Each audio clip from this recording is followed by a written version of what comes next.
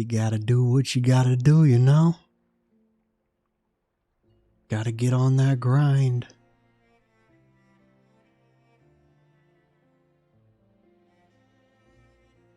I've got work to do. I've got stuff to explore. I gotta figure out why chat doesn't automatically update on the stream. It's kind of annoying. I'm sorry. What kind of warning am I supposed to give? I'm sorry.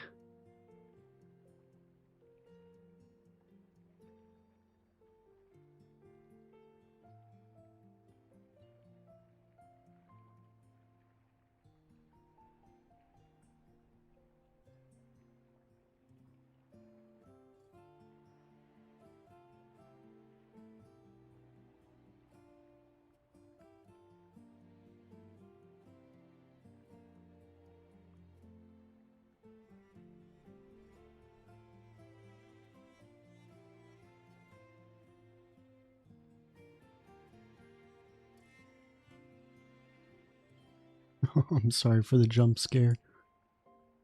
Apologies. Is chat too small like that? Is that legible for you? For you guys? I feel like it is. I feel like it's alright. Is this all that's left?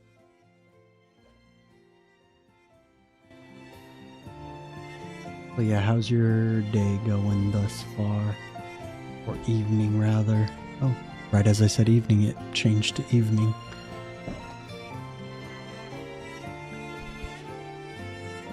What to do, what to do. I really want to get to a hunter level 40. We are so close. You need me to step in. Don't forget to build.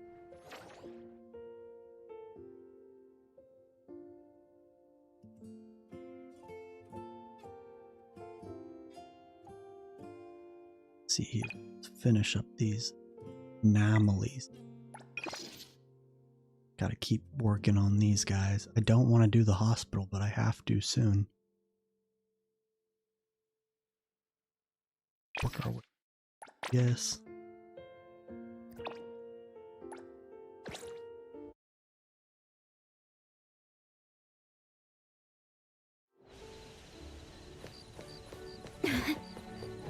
I'm excited to do the story time tonight though and cover the lore.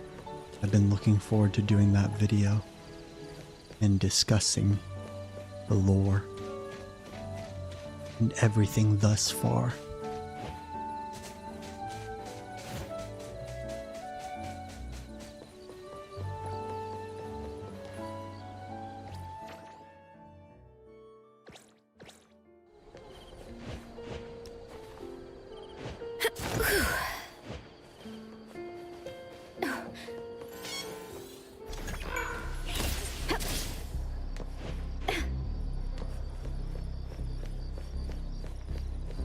Yeah, I'm pretty sure it's doable in co-op. That's my understanding.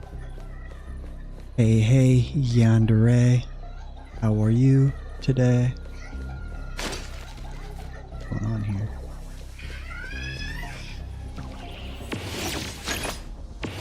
Still not quite enough power there. Do I have to parry it to deal damage?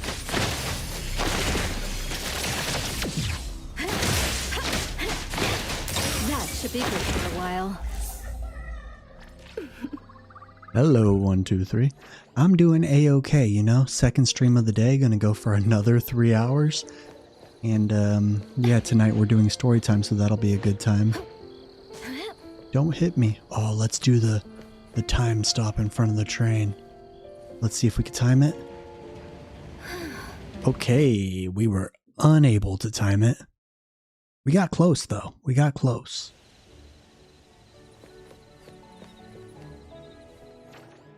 Rough.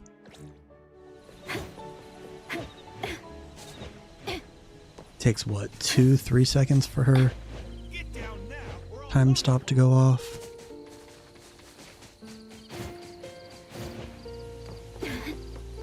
Yay, wife. in chat. Hey, baby.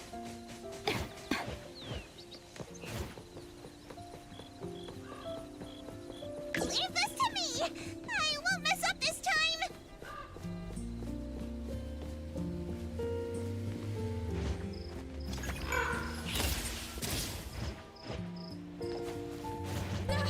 What just jumped on my car?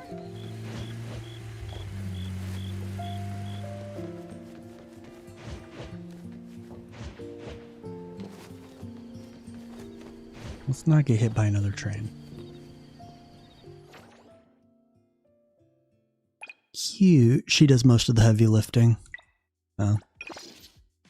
You have her to thank for anything cutesy. Oh, that's way up there. Go for a little drive. What shop used to be here again?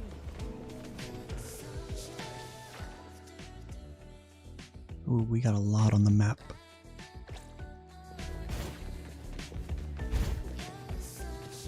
All of the oracles to collect.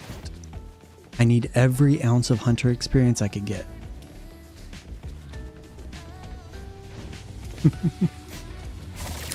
Thank you, Yandere. Is Yandere, is that like a reference to Yandere? Yandere? Dang it wrong.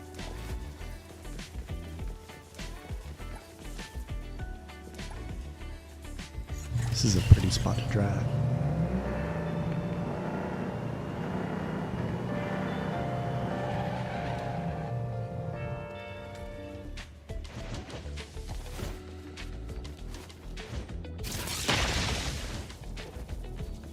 I might have to turn the fan on, it's toasty.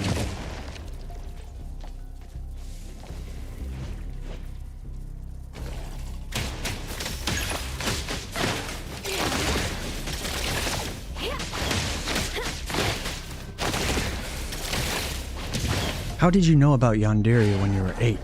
That's the question I gotta ask. I will stop. I'm gonna turn on my fan real quick. The more the merrier.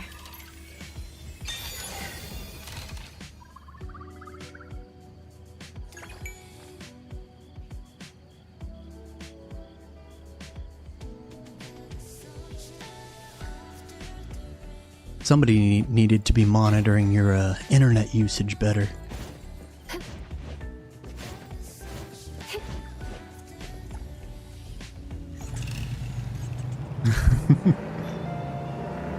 How old are you? I'm 30, so I understand. I was around during the LimeWire days. LimeWire and FrostWire. Good old days. The internet was a crazy place back then. Exclusive delivery. Please sign here. Time for a change!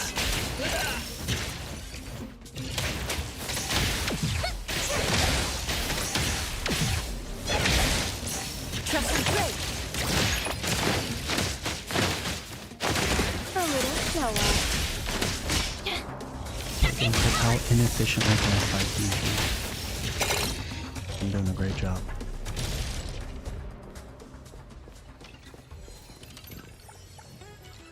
Whoa!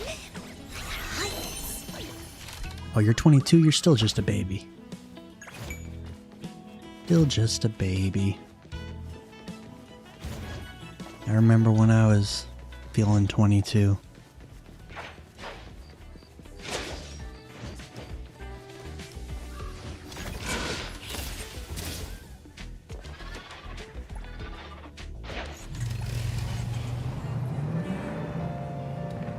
Been searching all alone, confessing while alone.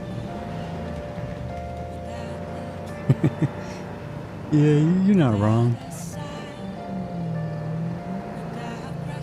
I was in the sweet spot where like we were able to have computers in our home. As free as the wind!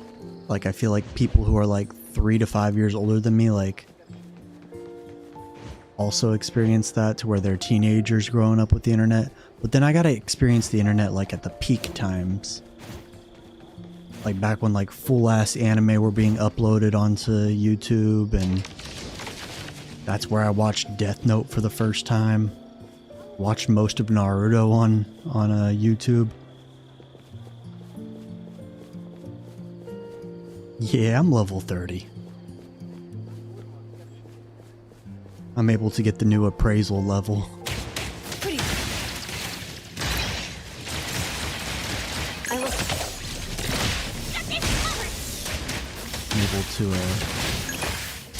upgrade my character's ascension levels.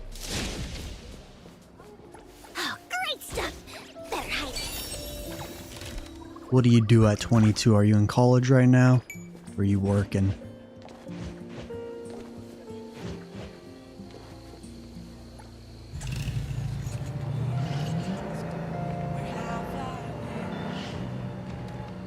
I'm a sharpshooter.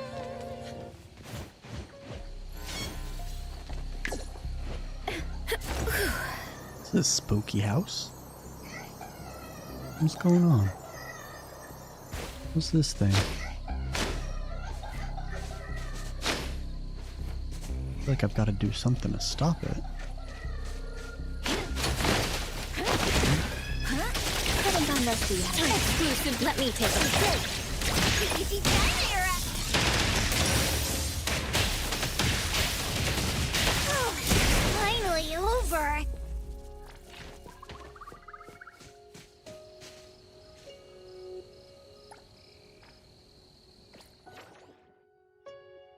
I wish I could have a separate hotkey for my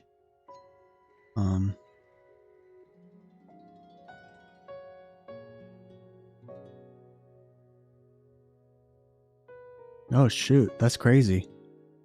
Do you have to like pay to be in the Minecraft server and everything? I completely missed like the Minecraft craze. Like I could have been on it. I still could, like I could still enjoy the game. Like I played it a little bit, but I definitely missed like peak Minecraft. Now everybody's into Roblox.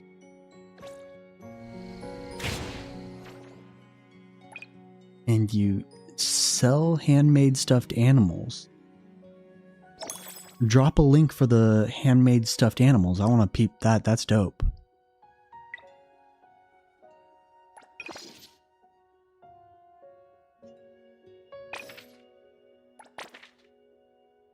Do we have to catch that? Okay.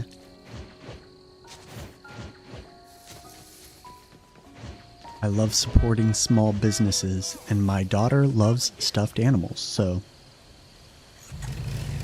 give me the friends and family discount. I'm just kidding.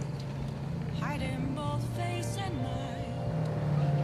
For you to draw. I'm a sharpshooter. What kind of server is it? Is it just a typical like survival server, or is it like some special kind of game mode?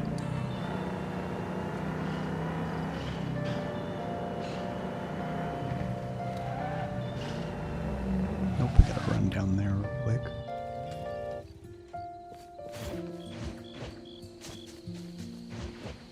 What's that smell? Smells amazing.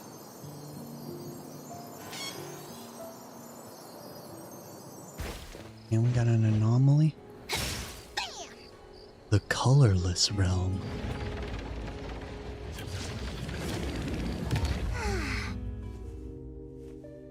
What the heck? What am I supposed to do in here?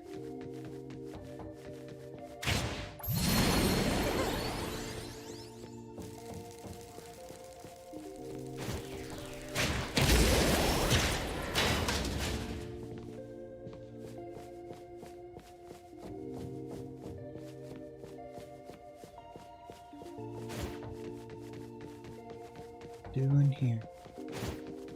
Oh, I gotta run up the walls, huh? Without using Nonali's skill. Can I just cheat and use her skill? Go up this. Oh, I got it.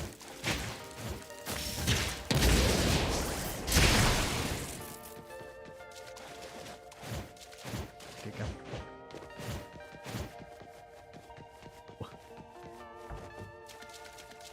Yeah, this one's trippy.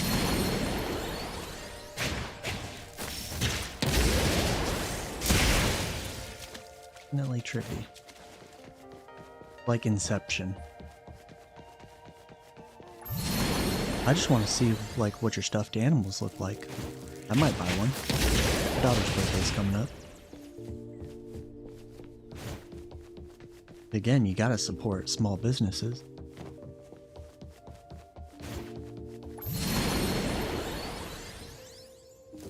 Yeah, if you want. I think it's like, I don't think it'll like lag anything.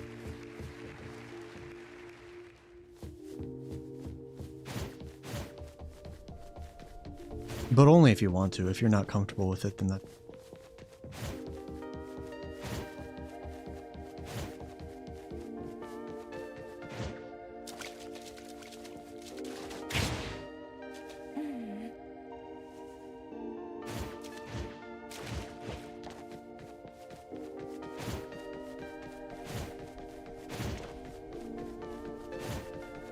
It's exactly what he wants. Give him your money.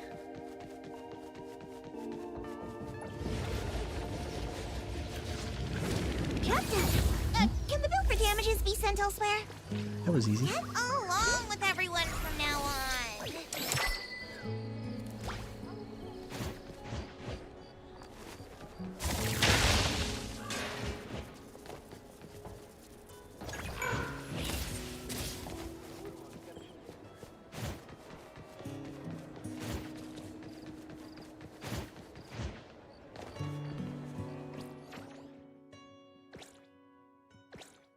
Go grab this one real quick.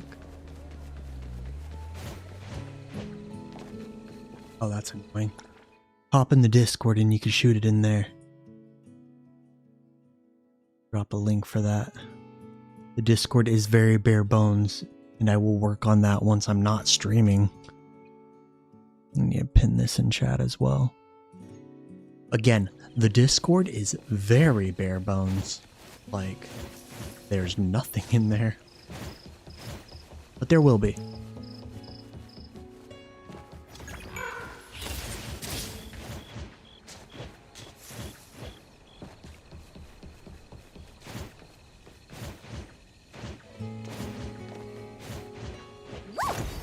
Freeze the wind!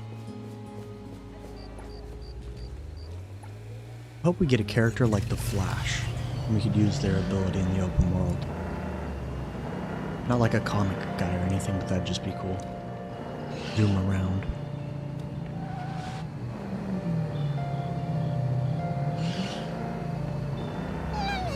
Sweet, I'll check it out in a minute. Nothing left to be found. A mirror right in front of me. What's that smell? Smells amazing!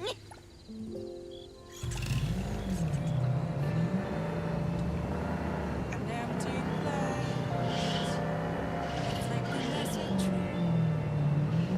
It's telling the words that to be told. I need them now. I'm a sharpshooter. Aether's pretty sweet. I can't wait to unlock her. I need her and I need Daffodil. Bisang would be cool, but like I'm not in a hurry to get him.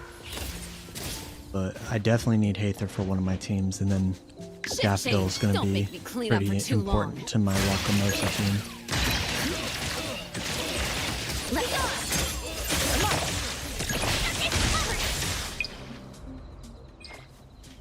go. Guys, my tummy's so full.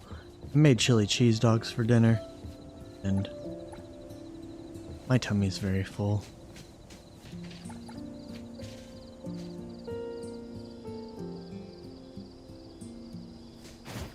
Ooh, look at this view. That's banger.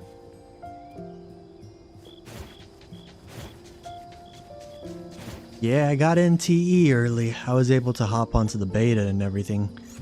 That was really cool. I'm hoping to get access to the 1.1 beta here soon.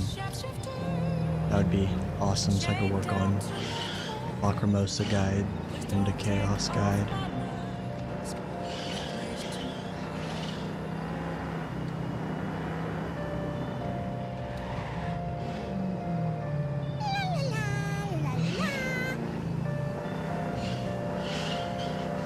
I'm also really hoping to get into the ntecreator program so that I could get into that game. Really, that game seems like it's going to be really cool.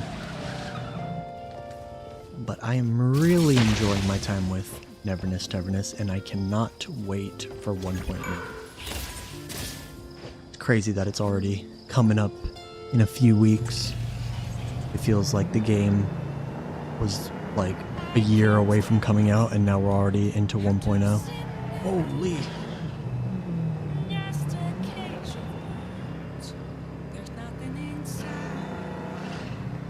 Yeah, I'm definitely going 200 pools. Okay, I was not paying attention. I was looking at chat. I'm definitely going 200 pools deep for Lacrimosa's skin, but I don't know if I'll go for A6 or not. I might. That'd be silly, but I might.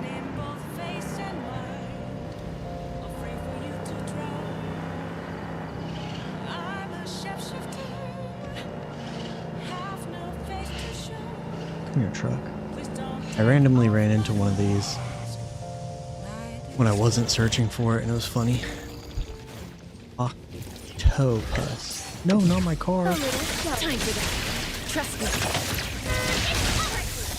Everyone, follow my command!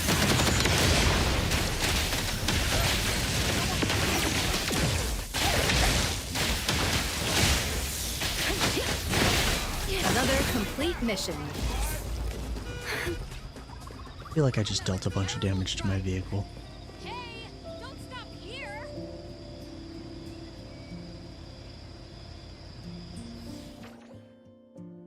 Yeah, I don't think it's going to come out at this year's end. I'm thinking like that we still got some time until that one comes out. But I'm okay with them like polishing everything and making sure that it runs really well, because it seems pretty ambitious.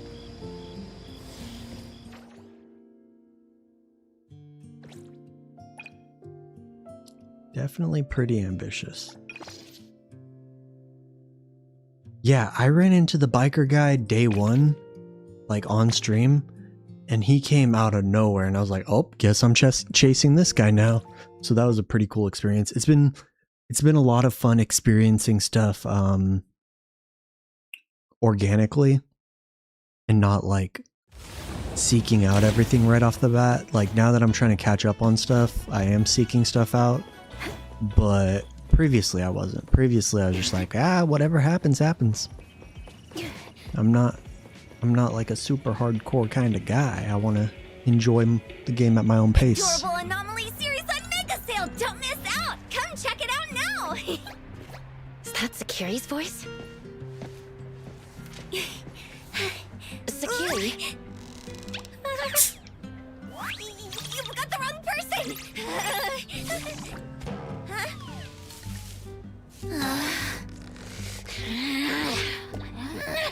What are you doing out here? Don't tell anyone about this. Sakiri, are you working here? Yeah, that's right. Is the shop owner not paying you enough? That's not it. I'm short on money because I want to get Adler a gift. After Aww. all, he's been taking care of us for so long. We can't just not show our appreciation. You're right. Sakiri really thinks things through. Anyway, I need to get back to work. And don't you dare tell anyone I'm working here. Maybe I could help you out. No, I'm fine. Just go away already.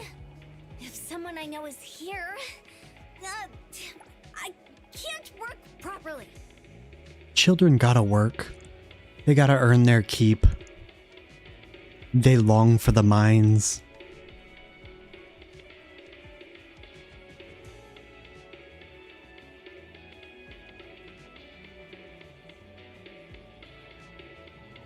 Yeah, I mean, if they took the gacha out and like made a JRPG in this setting, that'd be super fun. Okay.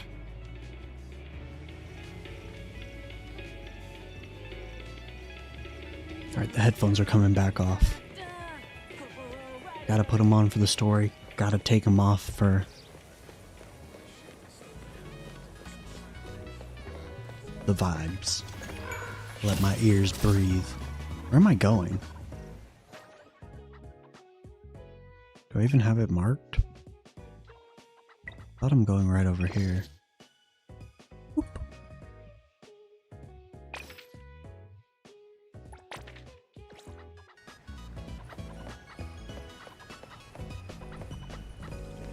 They love the mines. They long for them. How's the experience of running a Minecraft server? Is it lucrative? Like, pretty cool regardless. That's why they're called miners. True. Where am I going here? I feel like I'm dead center. Maybe it's up there. This feels like the spot where they'd be.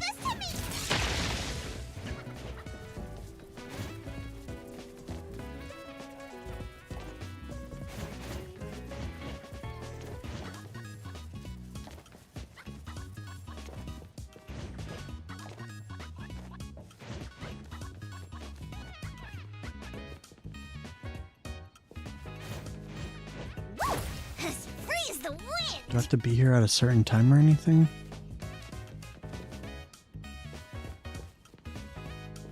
Well, that's awesome. I'm glad it's going well for you. What's that smell? If I were to host a Minecraft server, it would be probably like one of those Hunger Games style ones. Those ones are cool. Never played them, but I remember my younger sibling playing it a bunch and it was neat. Did you say you do all the coding and stuff? I need to just do a quick Google. Yeah, the glider's so cool. Eternal lamp. So is it a lamp post?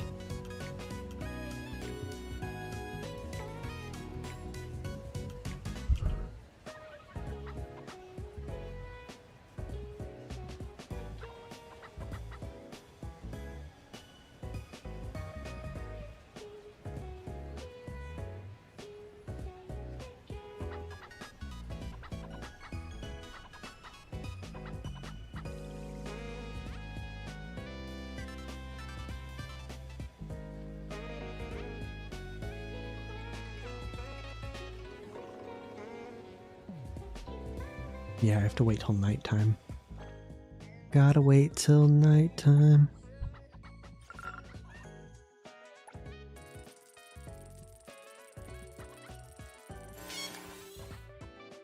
Oh, that's awesome. Coding's hard. It's a lot of work. Time for the professionals to... I'll deliver this one myself. Signed for delivery. Let me...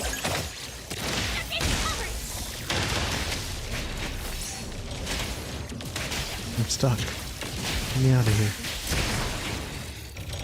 Job done. Can the bill for damages be sent elsewhere?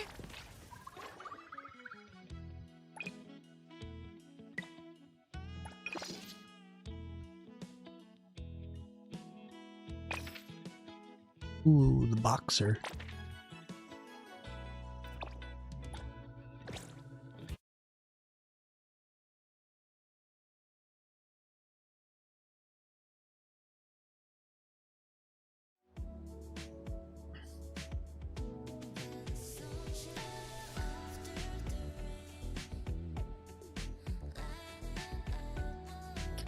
Oh. No, it's all good. That's interesting. I would ask more, but I don't want to like breach your privacy, you know? But that's neat. I'm happy you're able to explore a passion like that. Not a lot of people get that opportunity. I also feel lucky to be able to be doing something that I'm passionate about.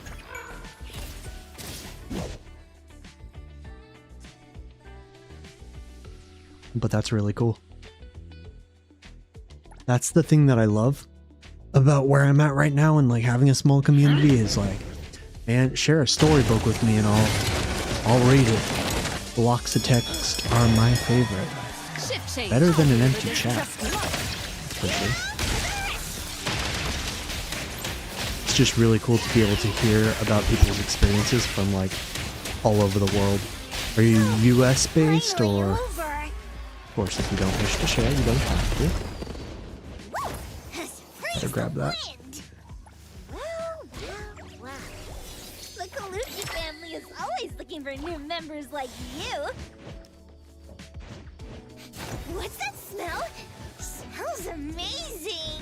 Time for the professionals to thank you for your patronage. Let's go.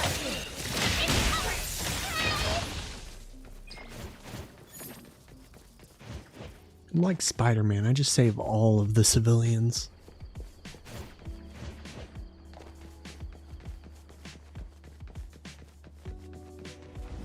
Excuse me.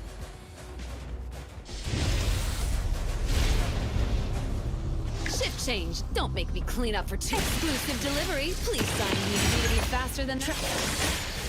Great. Hero to the rescue. I don't have to report to the security office, do I? We're making progress. We're almost halfway through 39 to 40.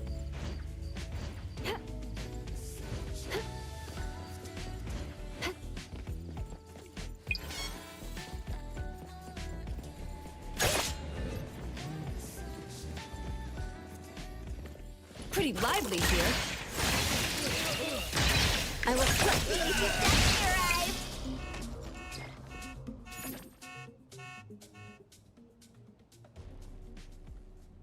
Yeah, I like that. Disability isn't inability.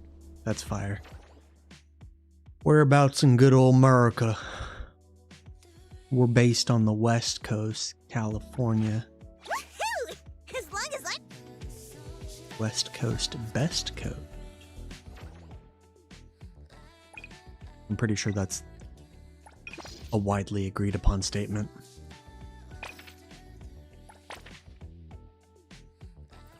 Nobody needs to correct me. Okay.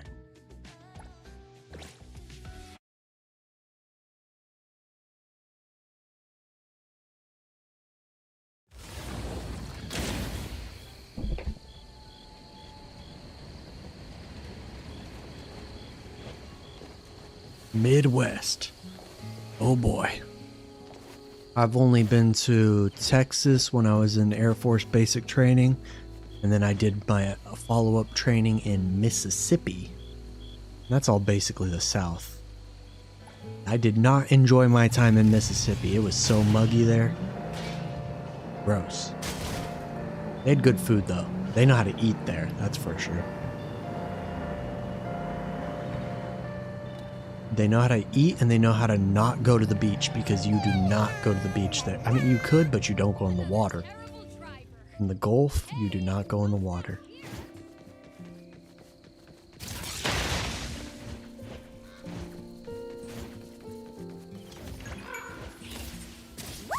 as free as the wind. Another terrible driver.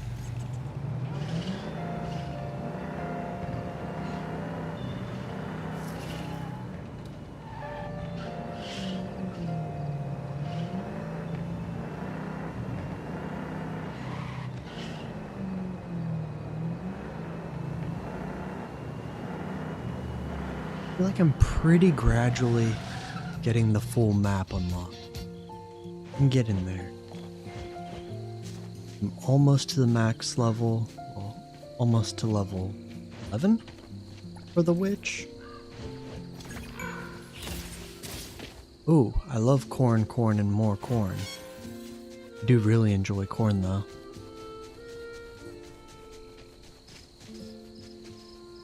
What do they want me to do here? The door?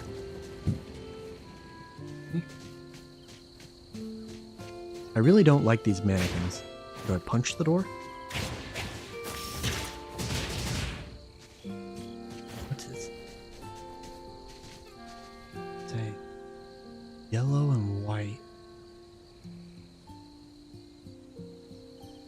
This is not a painting.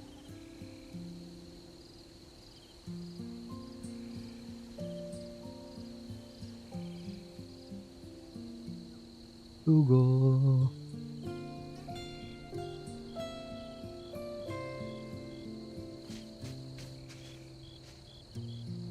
Yellow.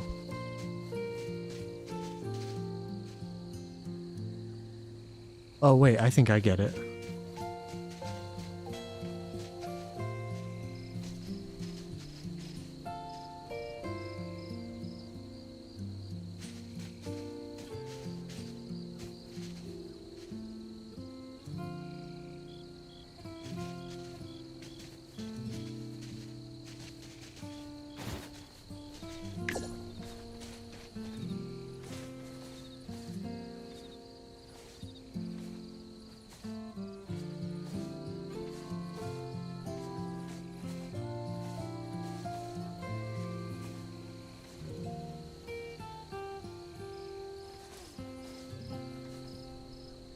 Oh, I guess that got it.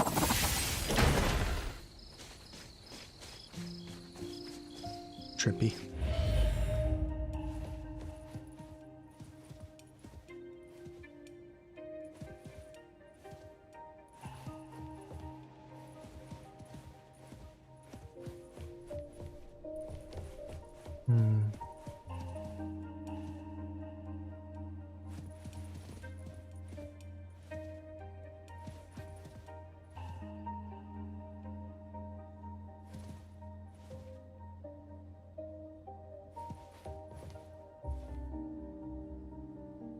Did I do the Bella quest? Yes, the Zanku Bella quest was pretty cool.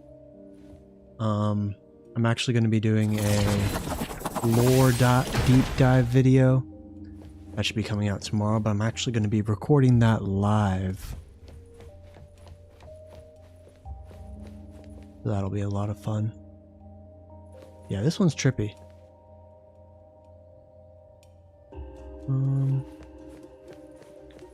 Painting.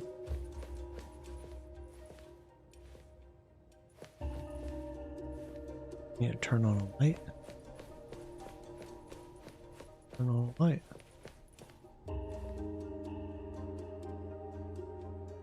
What am I doing here?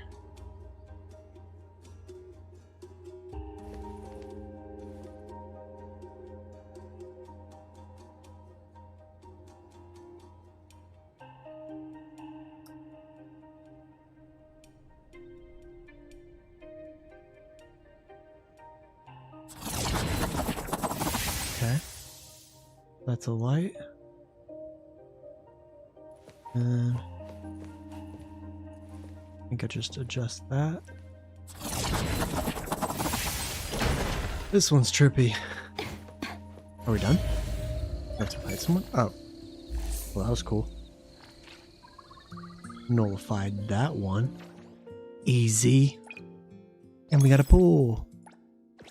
Please, for the love of God, please give me a daffodil or a Hattori. Not Hattori. I'll take another one. Or a Hather. Please. Just a random lucky little S rank. Nope. We still have so much more pity to go on the standard banner and not enough standard banner pools.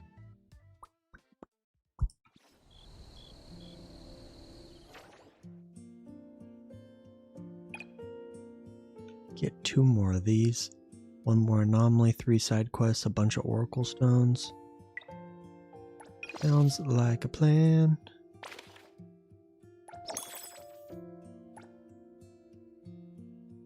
My companion for the event, Nonali. Figured I have her in my team already, so why not?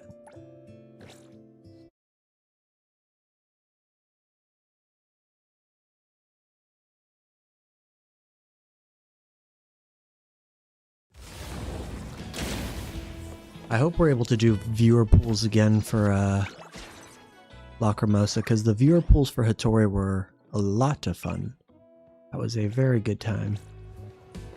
I pulled so many times though. I want to say I pulled like at least 300 times.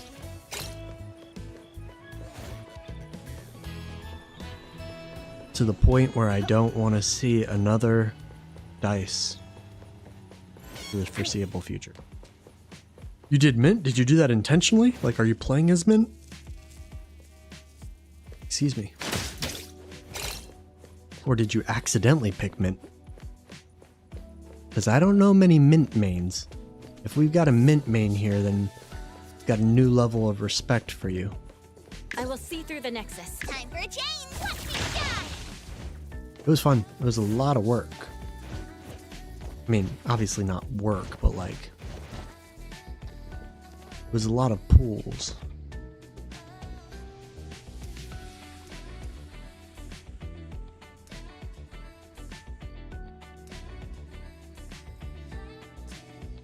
Oh, you think he's gonna like have a wolf or whatever thing from the story? That'd be pretty cool.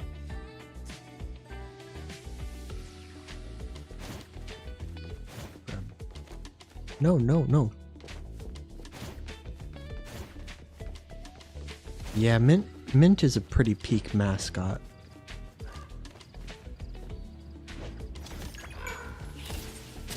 I'd say she's on par with March 7th from HSR. March 7th might be a little cuter.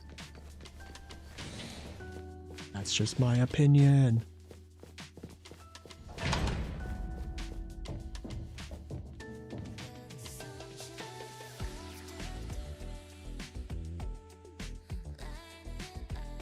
The floor? Why does it have the stars? Why did it put me in first person? That's troubling. Did you guys ever see that horror movie where the whole movie took place in an elevator? Well, I've got to sneeze.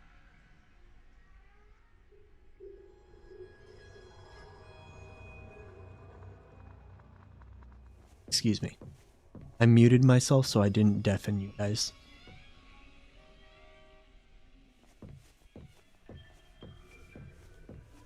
I think this one's gonna be spooky. I'm a scaredy cat. Do you like playing Mint?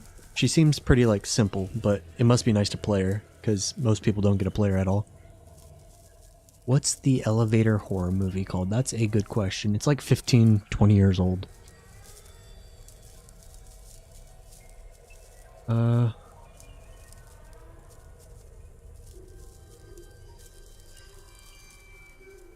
It's called Devil. Which is kind of crazy.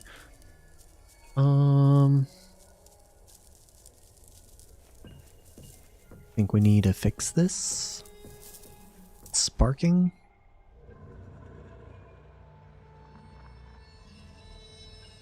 Okay. Okay. Let's get out of here.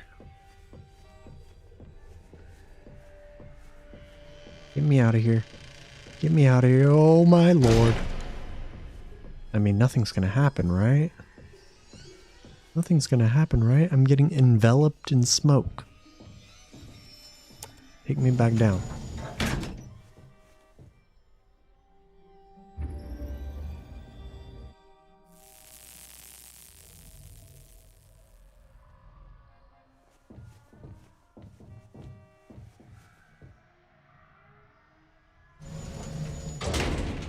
Oh. Am I at the same place?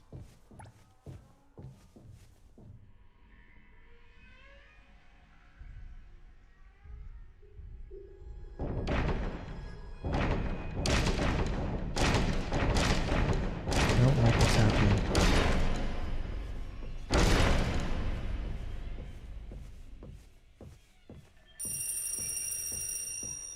Hello? Why do I have to walk so slow? Can I move a little quicker?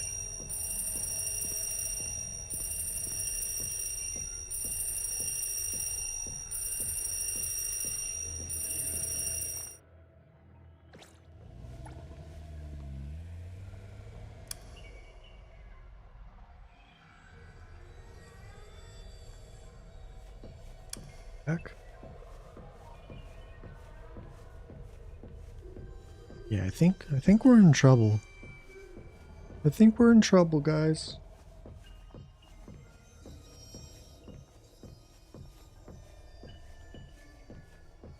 This elevator reminds me of Severance for some reason.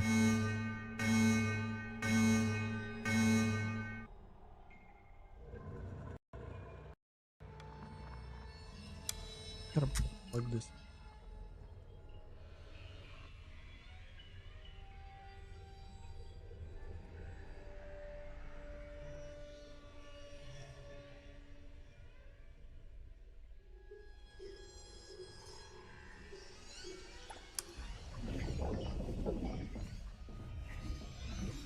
Yeah, I don't like what's happening, man. What's up, Kiniki? Did I say that right? Can you start? Thank you. And I don't like the way my shadow looks.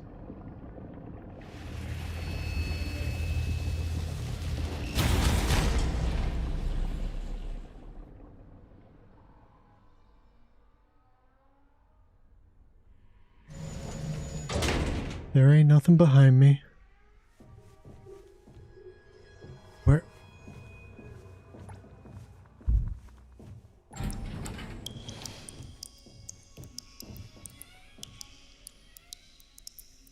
You know, I think the worst part of anything horror related is the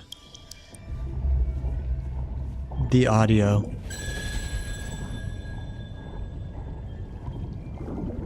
I think is I got a problem. Well, where are the numbers going?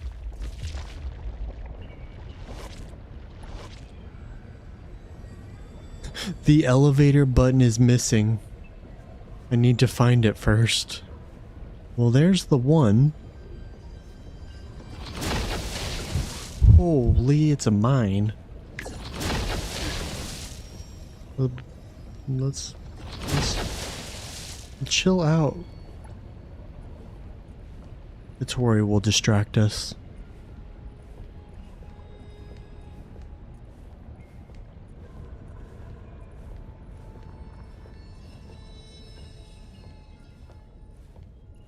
I feel safe.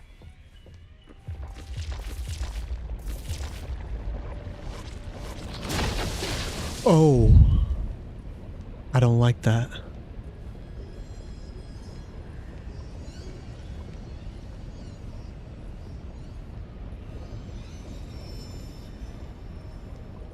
Don't step in the goo.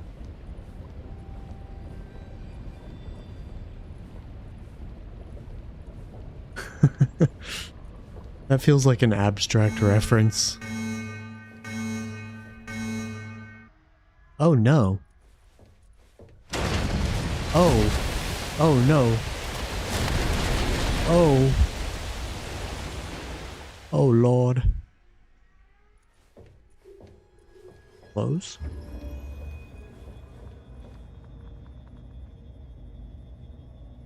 I don't like that they're forcing me to be in first person.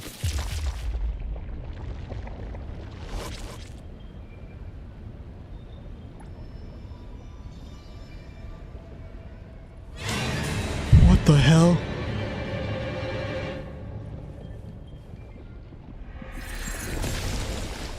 Oh.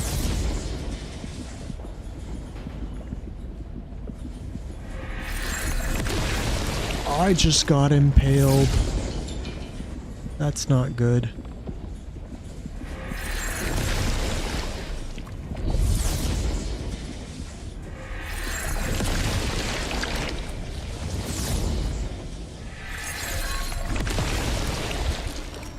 I'm not having fun.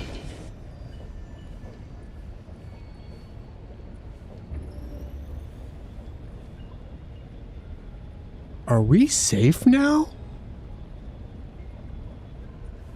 What's happening? I don't know how loud the audio is for you guys, but if it's at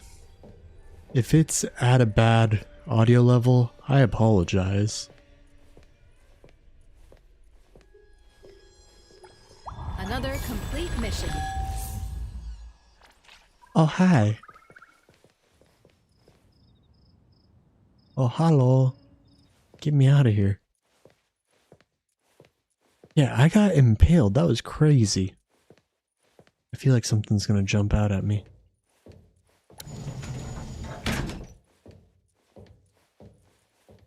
feel like they're gonna try to get me with one more jump scare. Oh, oh, oh. Okay. Back to vibing. My favorite character is Lacrimosa. At 10,000 subscribers, I'm gonna get a Lacrimosa tattoo. It is my justification to do so. Yeah, she's my favorite design. My current favorite character's gotta be Hattori. Her gameplay's pretty sweet.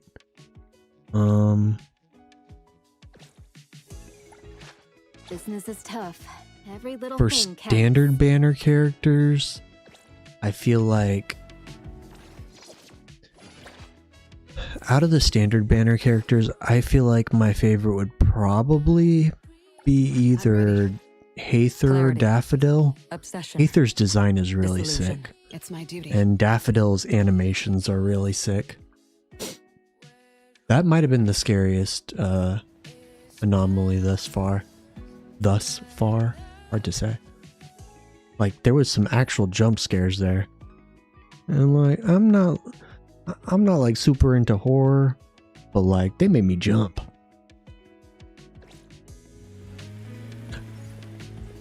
I was going to do a Hattori giveaway, but the video did not perform as well as I required of it.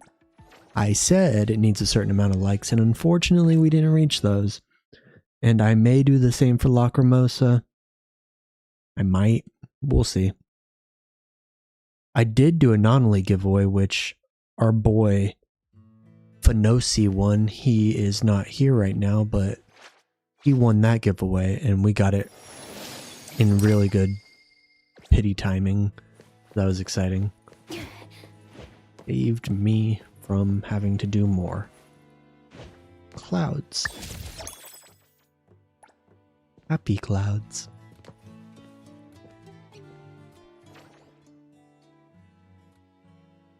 But yeah, I'm curious to see if like Chaos stands out much. He didn't blow me away in the story, but then he had a really cool moment at the end there. His voice actor was like not fitting for the character. He's like a little too chill.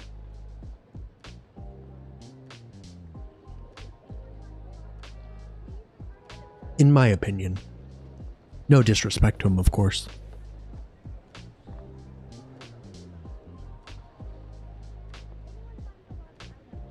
Yeah, the school one. That one was troubling. I was not a fan of that. I did not enjoy that situation. I still have to do the hospital, which I'm also not looking forward to. Did I max this out? Oh man. I want more rewards. Alright, we gotta go chase this down. Cruising over here, that's close. I feel like I'll get really close to 40 as I wrap up all these commissions and stuff. And that's exciting. I need to do those side quests as well. Yeah, I'm just about halfway there. I'll probably get there in the next day or two. It's snowing. I feel like I haven't seen it snow just yet. Excuse me.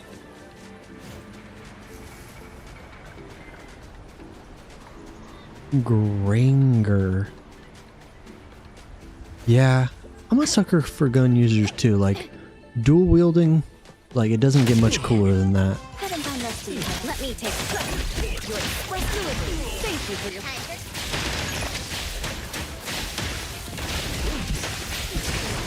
Like, I feel like gun users and family should grow stronger. katana users are like some of my favorites. Can't really go wrong with them. Yeah, his design is simple and cool. Like, if I'm being honest, he feels more like a 4-star A rank unit, but if his skills are really cool, then I think that that will be like what sets him apart. If his skills are just kind of whatever, then he really doesn't feel like an S rank, in my opinion. But to each his own. Are we able to go over to that theme park? What's that smell? Like, I haven't been over there. I feel like we may not be able to, but I'm gonna go check it out. Yeah, katanas are sick. Are you talking about the girl from the quest from the 4th arc or act? Ooh, first gacha. Welcome.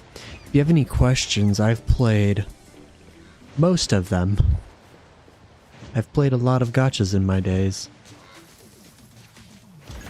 Like, I was a day 1 Genshin player.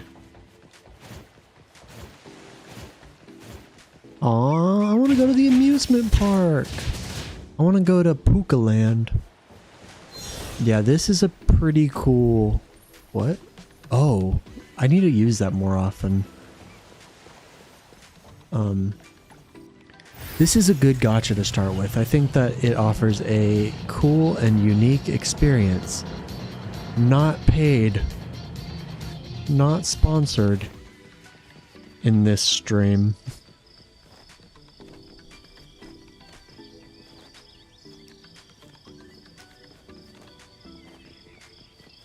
Okay, I cannot climb that wall for the life of me.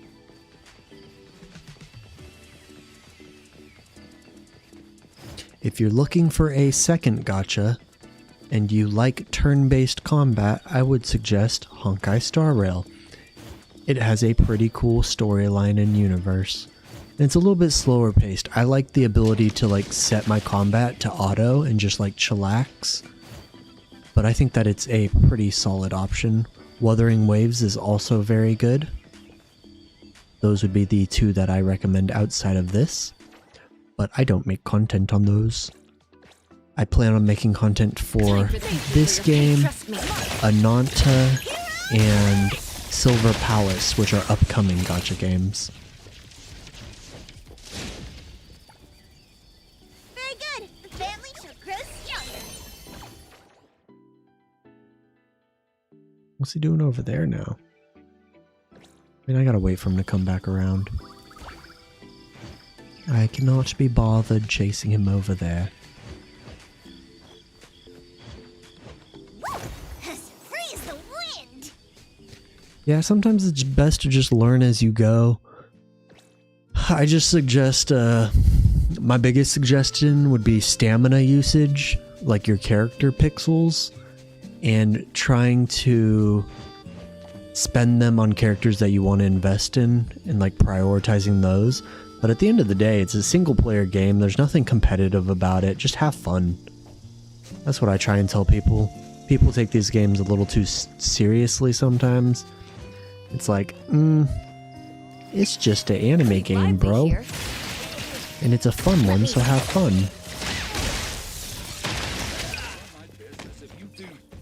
That being said, I'm trying to complete the end game.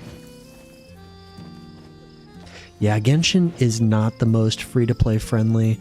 Genshin's a cool one, but it requires money sometimes. Yeah, Mint is pretty fire. Super simple.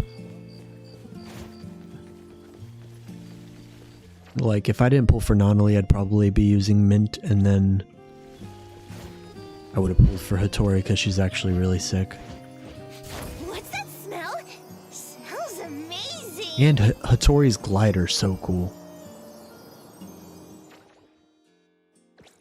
Oh, he's down there. He's getting away. No. I'm gliding too slow. Freeze the wind. I'm gonna catch him. What up, Haz? How you doing this evening / morning / afternoon? We are streaming again for the second time today. We're just grinding out some of the map stuff, and then I'm gonna be doing the story deep dive lore video tonight. I'm going to be recording that live and then uploading it tomorrow. Which you have to go back and watch the recording, you know? Gotta get the back-to-back experience. Oh, I need to go back there. There's a lot of stuff.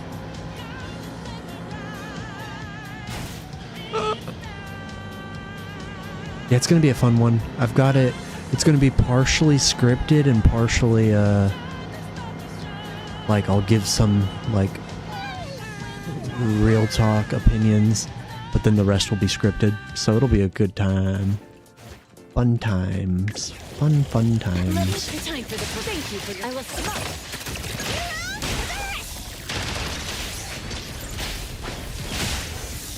Come on, let me ult. Let me ult. Let me ult. It'll only be a moment.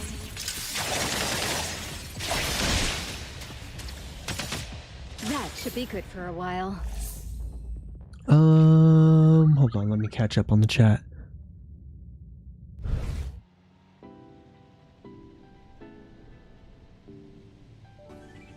Oh, that's smart, Gwen. I should have just chilled. Yeah, there's not a lot of lore videos, which is why I'm trying to capitalize on that, you know?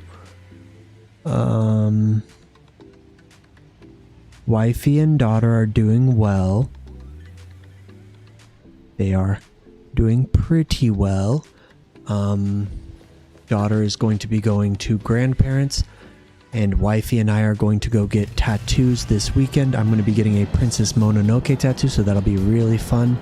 It's one that I've wanted to get for a hot minute. Oh, so I wasn't going to pull for Hattori's arc, right? I've discussed this. I talked about it in my guide. I was just going to use the Battle Pass arc.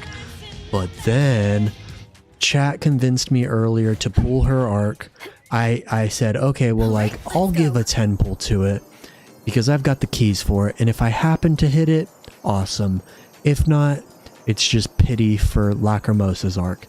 And then I went and hit it. So I do have her arc now. I wasn't planning on it, but I do. And yeah, it was Ellie's birthday last weekend. We went and got her a tattoo that weekend. Trust me.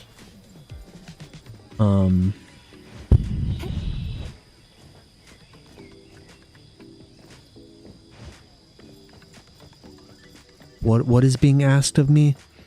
Please do one on the Beat King boss fight. I couldn't find one for the life of me, and I still don't get it. What are you saying? What do you want?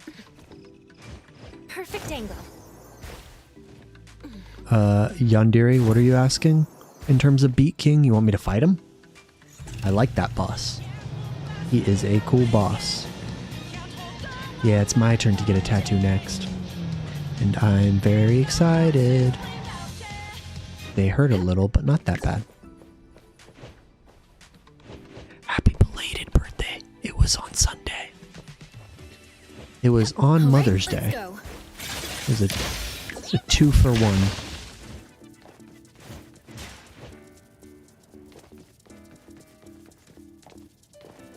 Oh, disorienting. Shift change. Don't make me clean up for Sunday, too 4 days ago.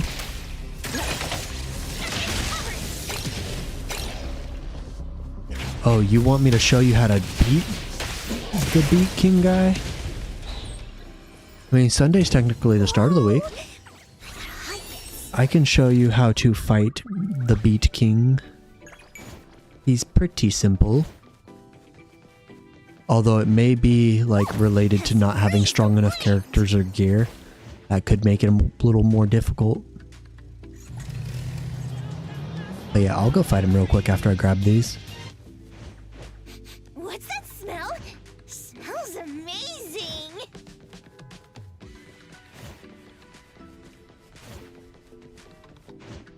Woo! As free as the wind.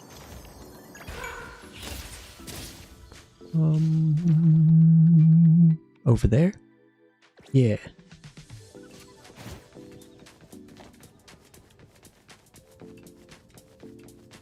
Yo, I'm almost 40. I'm trying to get there. I am trying to get there. I'd very much like to get there. Preferably tonight. I mean, if I could get close enough and then get there through the dailies tomorrow, then that would be perfect. Perfecto. Lively here. Let me put these there.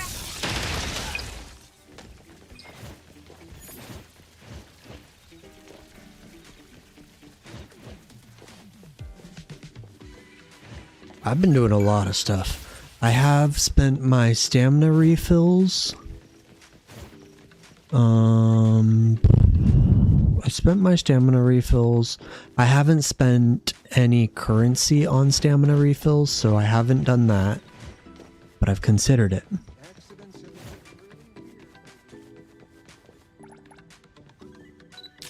I did all of the story content. But yeah, I don't have... Oh, I have 2 more!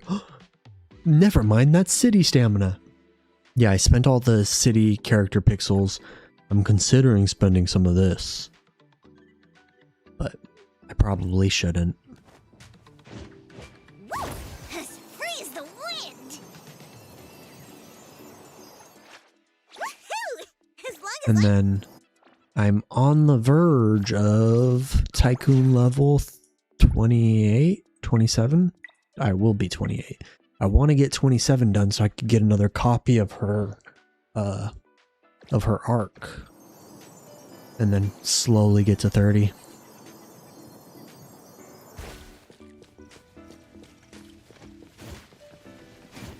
You only have 1 side quest left?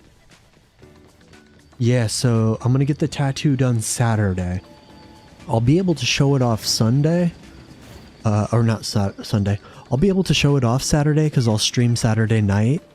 And then Sunday morning, we're going to be doing the podcast. We were going to do that this Friday, but we had to reschedule it. We're going to be doing that with Gotcha Sticks and Non-Pawn. And then Nitrogen will be there. He was on stream for the pool session, if you guys remember. And Joker, he was on the first episode of the podcast. So I'm super excited to be doing that. And then I think Gotcha Smack said that he'll join us for the following one. His family's sick. So unfortunately, he's not going to be able to join this time around.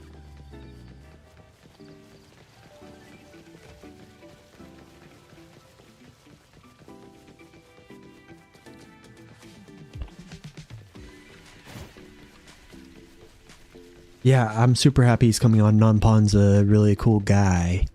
I mean, I don't know if he's a cool guy. He seems alright, but he makes really cool guides. And I like that, so I'm super excited to hear his opinions.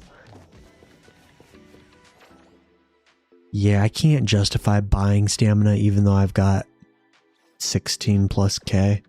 Because I've got more here, so I got 19K.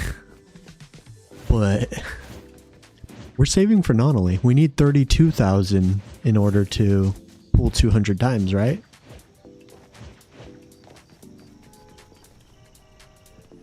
Oh, you started the account a week late? Did you re-roll? How many Oracle Stones do I have? I feel like this is such a big area.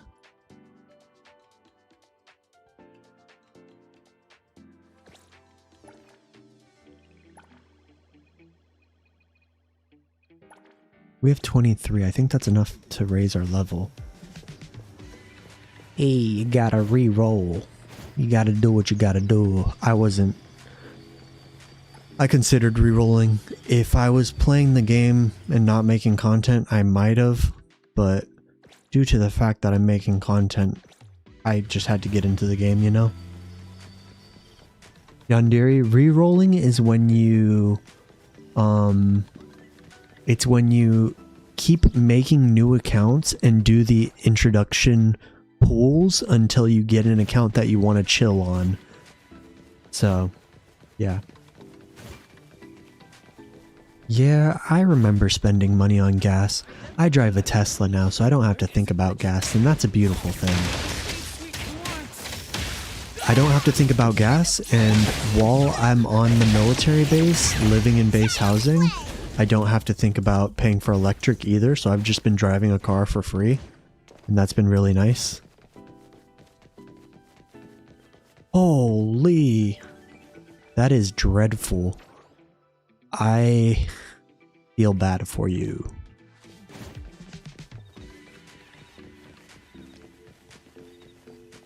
No car payments or gas payments. That's the silver lining there, buddy. I love that for you.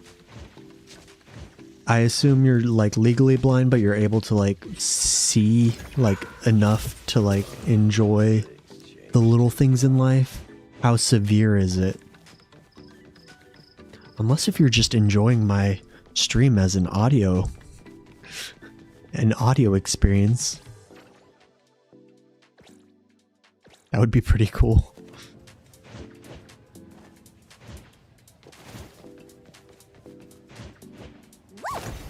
Freeze the wind. Well, didn't mean to fall there.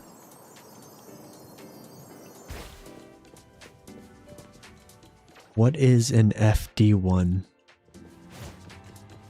Yes, I am on an Air Force base. Is an FD1 like a truck?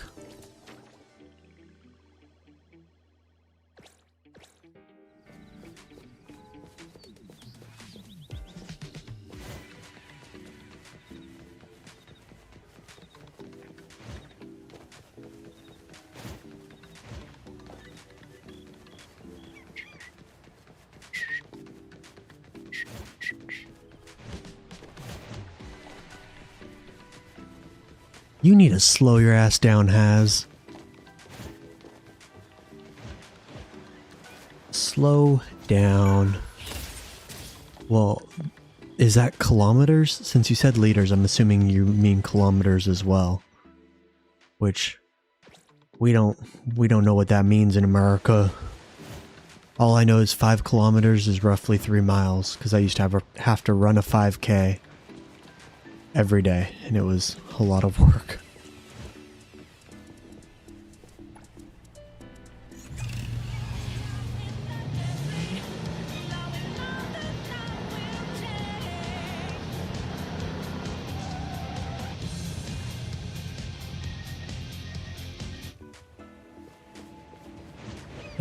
To add the Oracle Crystal to the selection, you go up in here,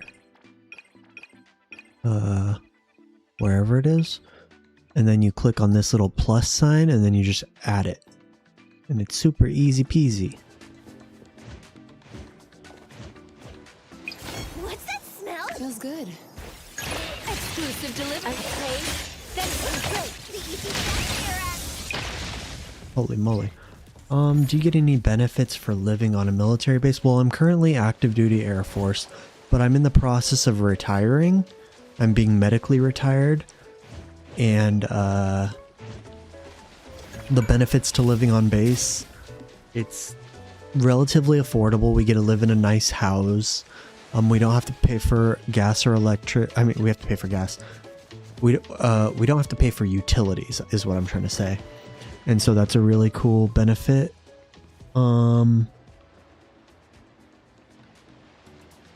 It's really close to my job, so that's nice. Although, for some people, that's not great. Some people would much rather have some distance between home and work.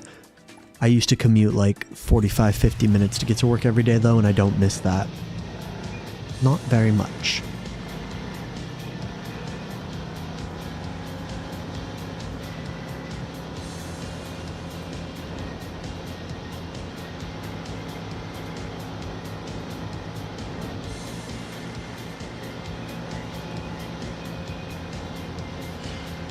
But yeah, it's a cool time. We've lived here for about a year and a half. A year and some change. But we previously lived off base.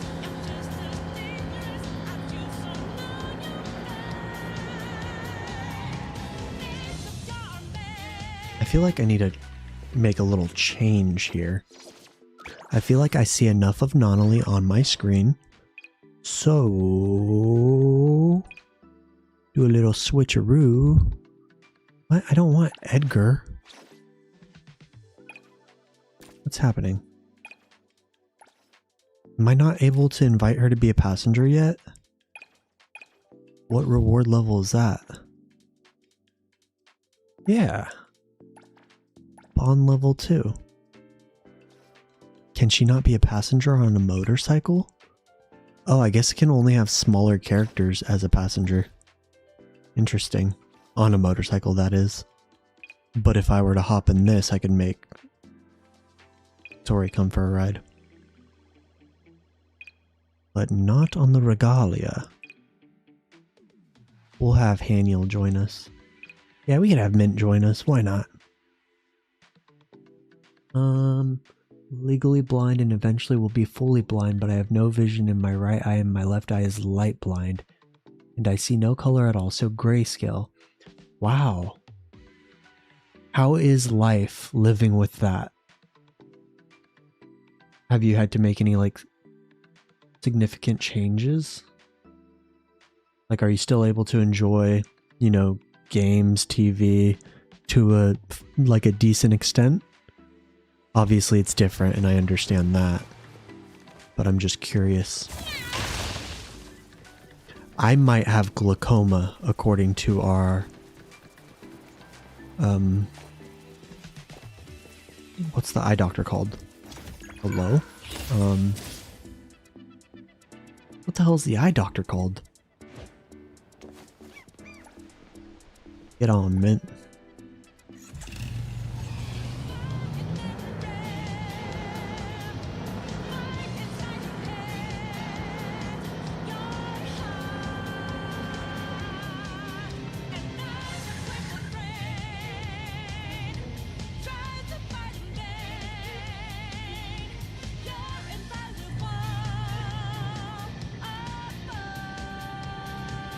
I'm responding to a text. That's why I'm crashing into walls. And I need a drink of Dr. Pepper.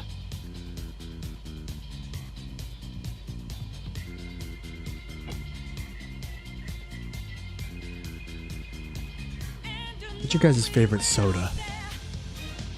I'm quite keen on Dr. Pepper.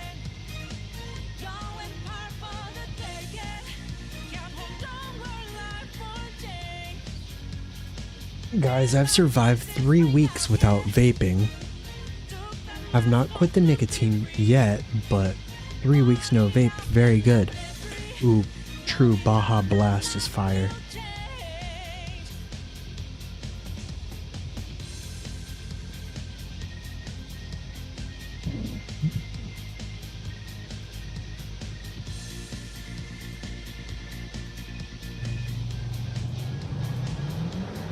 Dr. Pepper's the GOAT. Got to agree with you there. 23 flavors. Delicious. Freeze the wind!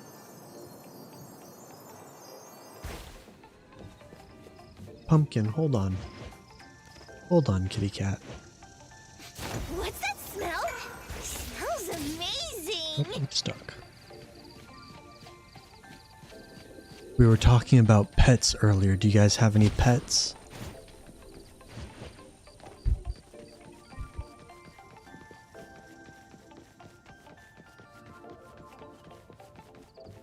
Yeah, gotta quit the vaping. I'll quit the nicotine entirely eventually, but gotta start somewhere. My lungs are getting too weak. I need better stamina. Especially because we're going to be moving somewhere where I want to do more outdoorsy activities.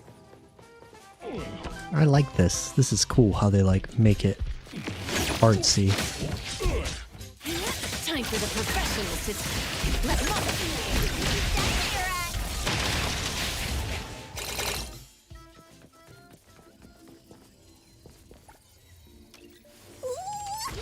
I know this! It's...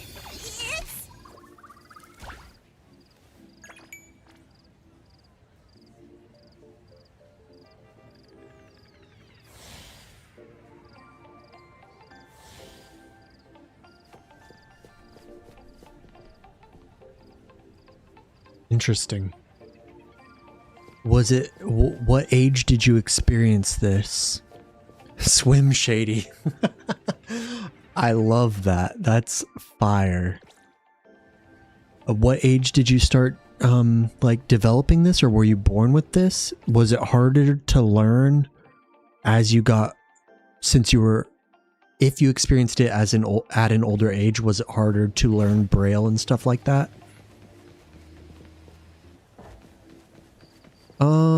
Do I care if I get spoiled?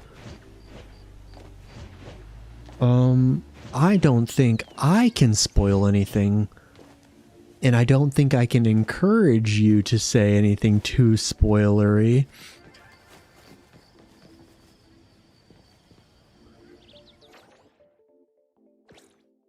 Okay, so you're born with it. Interesting. Well, I'm glad that you don't let it hold you back from doing things that you're passionate about. That's awesome. And I'm proud of you, if that means anything at all. That's really cool. It's inspirational for sure. Time for the thank you for your patronage. Like, as somebody who's been known in the past to make lots of excuses for reasons why I can't do things, someone like you is definitely inspirational to like, you know, do what you want to do. Don't let life's circumstances hold you back. I think that there's an anomaly over here somewhere. Hello. Pretty lively. I will see.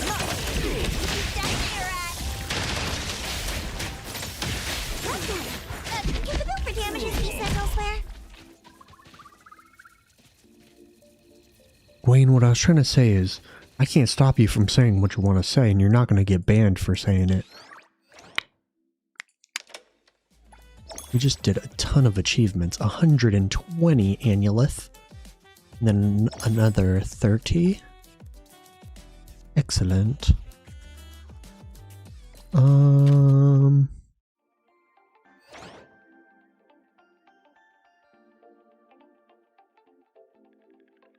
Yeah, that's awesome, man. Super awesome.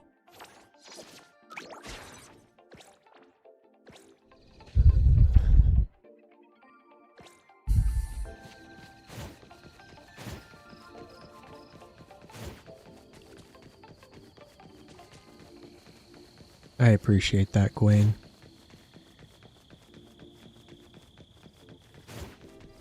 I mean, Daredevil's a really cool hero in the Marvel universe, and he's blind.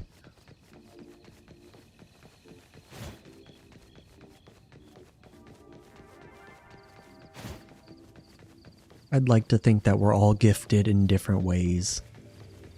It's just what you make of it.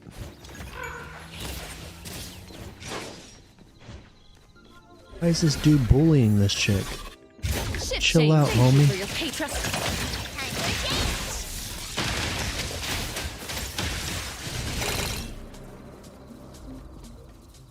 Compassion from foreign lands. Okay.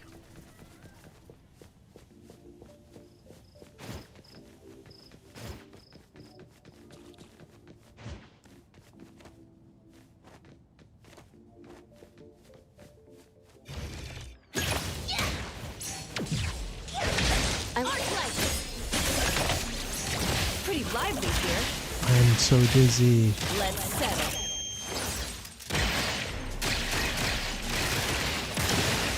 I'm stuck. Don't worry, we have the tide of the world drawn to this place.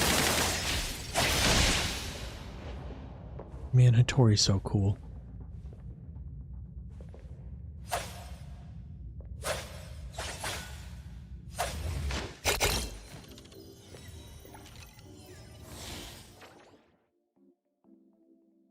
I need to run up there. If you ask me, Go back that way. that one's the real deal. Yeah, I'm super excited. I think that that is going to be not this weekend, but next weekend. If I had to guesstimate. Unless if we have to wait another week for the English version. I'm not sure how they intend on doing that.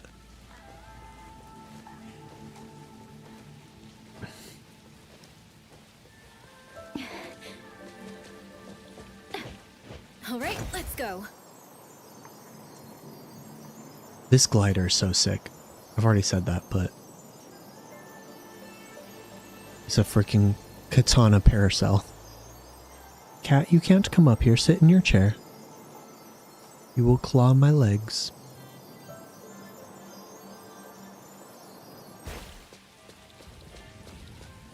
Yeah, we're going to do an episode of the podcast this weekend on Sunday at 10:30 a.m. Pacific time. And then we'll do an episode of the podcast after the live stream. And we'll discuss everything. And that will be super exciting. Where's this crow at? Oh, it's up there. I will see through the net.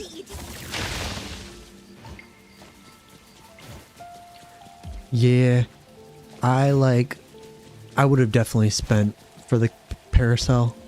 I was fortunate enough to hit it, but I didn't hit Hattori till after pity, so I would have gotten it anyways. I'm just gonna travel there so I could get anything I need along the way. Smell? Smells amazing. Oh, we got lots to collect over here.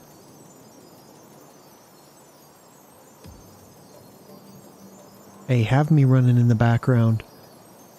It's all good. We're gonna be doing the lore deep dive here pretty soon, and that's gonna be strictly background noise. I'm not gonna be doing anything while doing that, so that'll be ample. That'll be the optimal time for Niff in the background. I always get curious for people who like don't know me, if they think that my username is Niff or if they think that it's Knife. I got called Knife the other day and I thought that was funny. No, it's Niff, like sniff, but not sniff.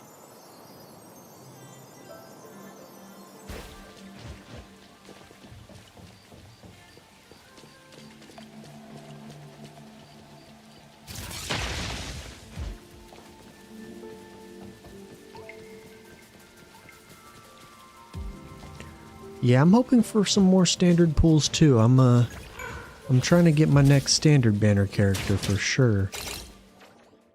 I have quite a few that I need.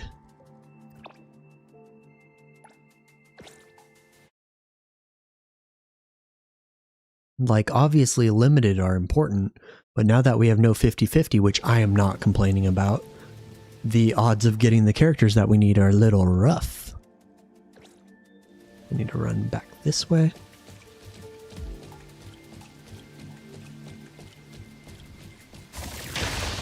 I've been called Nymph as well, which, like, fine. It's closer than Knife.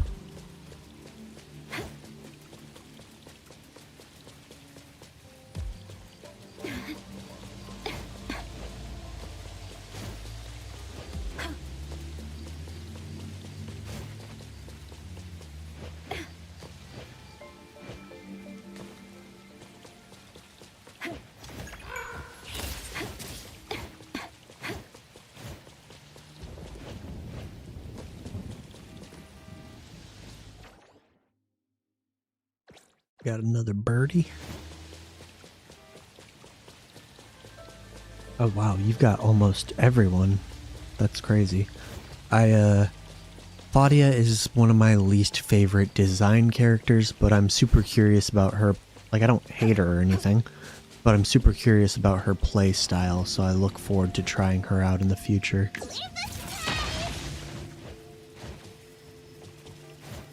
Like, I feel like she has the capability of being very broken.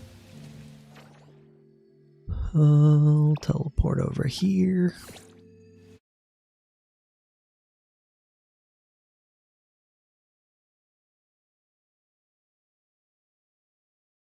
I've never seen... That's crazy. To each his own.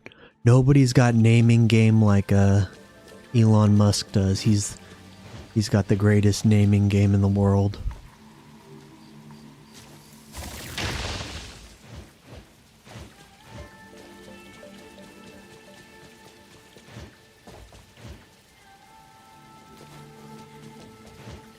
in my video that I did where I was doing a tier list for character design, people were very unhappy about, not everybody, but a fair amount of people were very unhappy about where I ranked,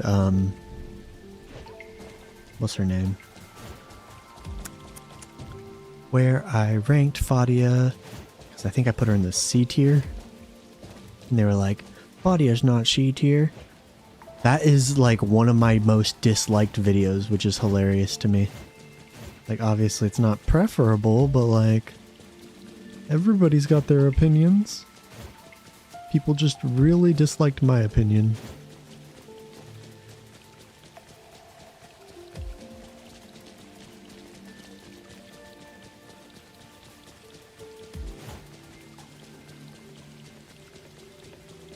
Is it just me, or This place is cool. way more active these days? Where's the anomaly at? There a mailbox or something nearby? Or does it not come out in the rain or something? Oh, here it is. I'm blind. Oh, that felt really insensitive. I'm sorry if that sounded ableist.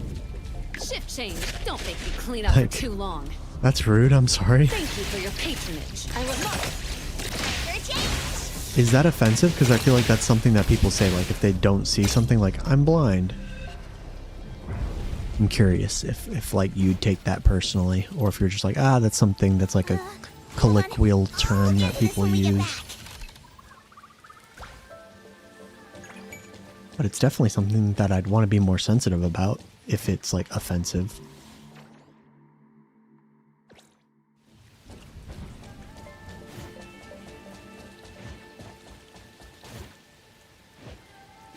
What's that smell?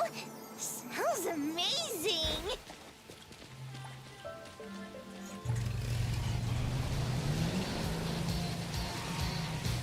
Ooh, this is super pretty.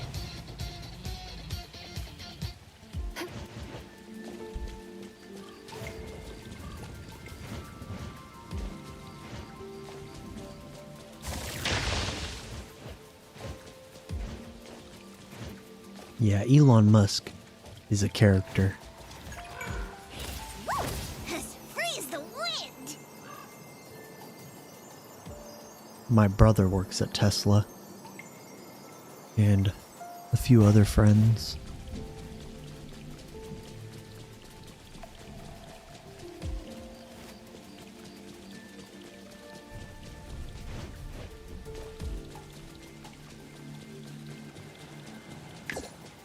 Put on the Shift change. I will see. time for change!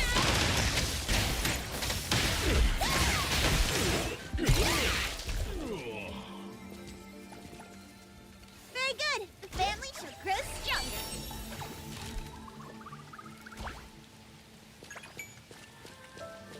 $1,900 more XP to go What's that smell? until level Smells 40. amazing. We are trudging along. Now we gotta go north.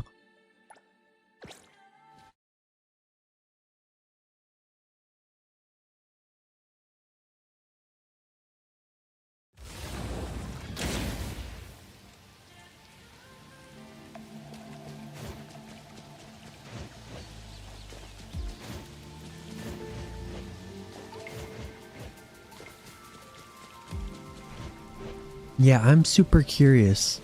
Because I mean, like, that you can only expand so much on what you're going to do with like a cityscape. So are we going to get like a beach town or like just different themed places? Like, yeah, I'm super curious to see what direction they take it in. I can't dodge. Just a tickle. Hello? Could only be a moment. Maybe like a desert, like, town. Yeah, getting a Persona collab off the bat for music is really Should cool. be good for a while. The Porsche collab is neat. I could see lots of vehicle collabs coming in the future. but I don't know what to expect in terms of like Wuthering Waves has the Cyberpunk collab coming, and that's neat. I don't know, like, I got mixed feelings on collabs, honestly. Like, they're cool, but sometimes they're kind of immersion breaking. It would be cool to see more verticality in the game in terms of like going inside of the buildings and stuff. I'm curious what that could look like in terms of activities.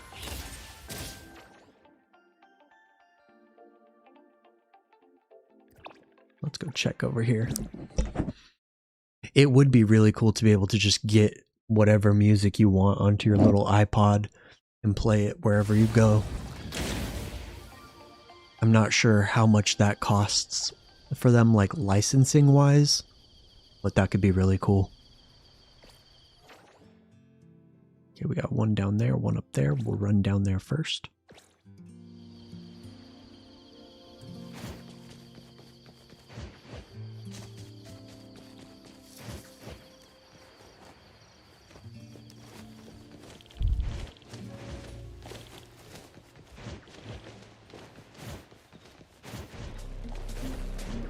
Hello, Wolf. Good evening. Fortnite has the craziest collab. Wolfie boy, we are wrapping up some map exploration here, and then we're going to do the story deep dive pretty soon. So buckle up for that. But if you watch it here live, you still have to go and watch the YouTube video. And you have to watch it all the way through so that my average view duration doesn't hurt. Wink. Guys, if there's ever a creator you want to support, make sure you watch, like if you click on their videos, make sure you watch the whole thing through. Because for small creators, that's a big deal. Learning that the hard way. It's weird though, something like my pool video, which like it's an hour-long video, it did really well in view duration. It did not do well in like click-through rate. So it's like not getting pushed out very much, which it is what it is.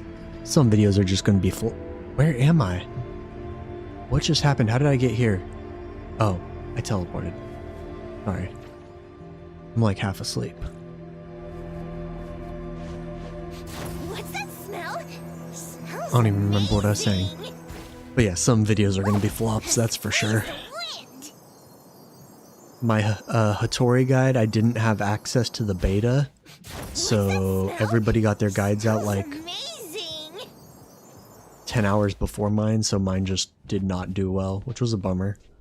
My Nonally guide, on the other hand, did really well. As free as the wind. Where's this bird at? Oh, there it is.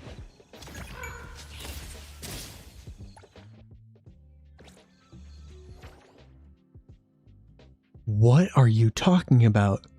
Marge Simpson killed Deadpool while Miku watched. Why was Hatsune Miku watching? What's happening?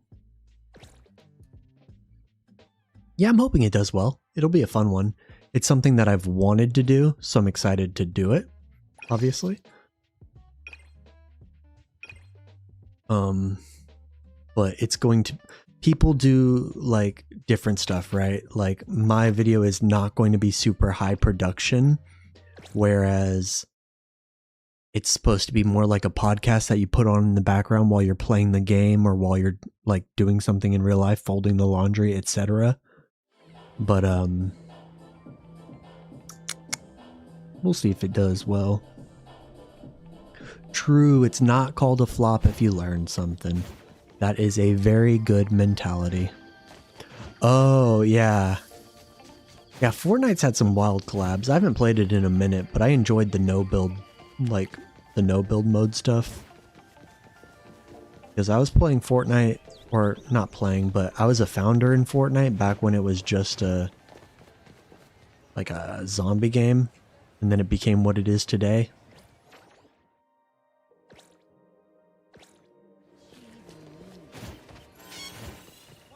It was interesting to see how much of a success it became.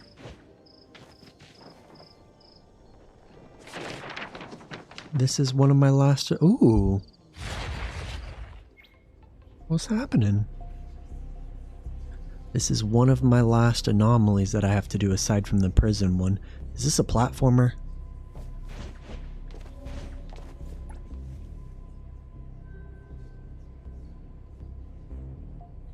I should probably be reading this.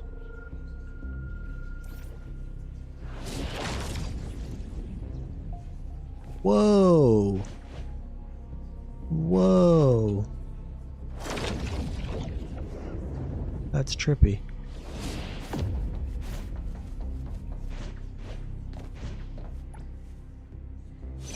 This is like reminding me of what's it called? Freeze the wind! Nier Automata did some stuff like this where they would mess with perspective. That was really cool. Am I not able to climb right now? What's that I'm smell? not. Oop. Smells amazing! Whiffed. I whiffed it. Freeze the wind! Gotta hop up here. Transition to this. Hop up here. Try this again. Run away. Walk. Run this way. Walk. This is super trippy. Never played Mario Odyssey. I'm not a huge platformer guy. I enjoyed Celeste. That one was really challenging. I grew up playing Mario a little bit though.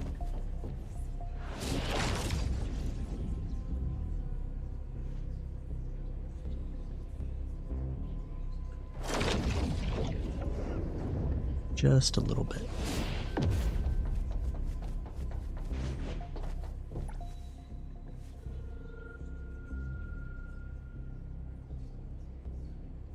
Yeah, the animation in the final arc was really cool. It had me really looking forward to what is to come in patch 1.1. Hopefully they like pick up the pace, not the pace necessarily, but hopefully they like hit us with some intense stuff, because Amazing! the final arc felt a lot more intense than stuff such as the Tageto storyline, whereas that did not feel very high stakes at all.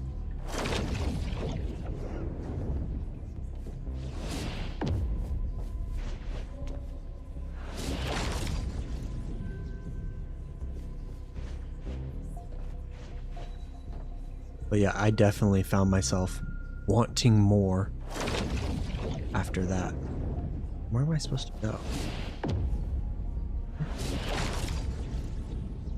No.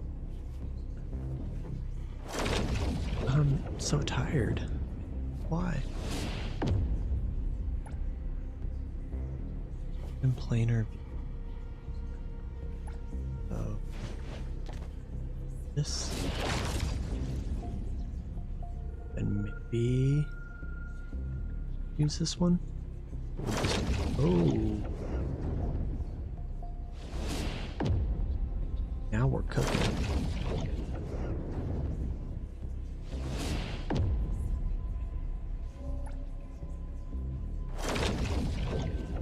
Yeah, I was bummed when I found out that it was like the last main story or the last story quest until the future.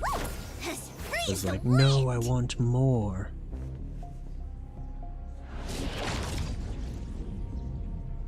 Long for it.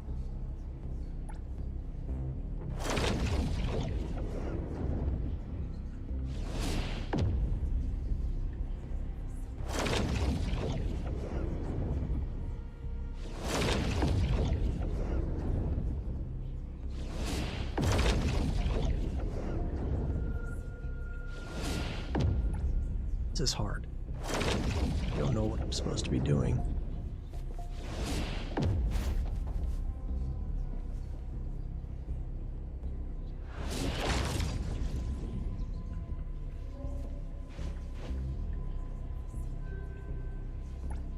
Turn the... Oh, I could jump up here. Can I jump up here? Or is that not a thing? Not a thing. What's that smell? Smells amazing! Oh.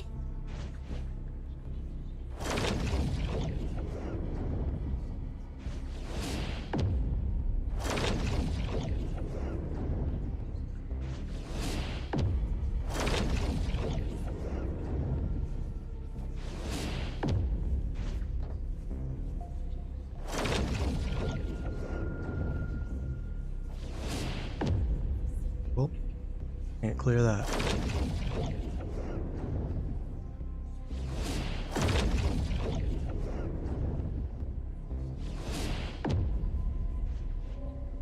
And pretty sure I just messed everything up.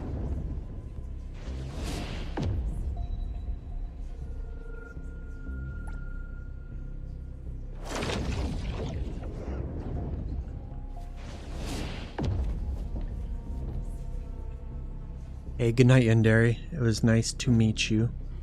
Thank you for joining us and hanging out for a bit. It was a very interesting conversation.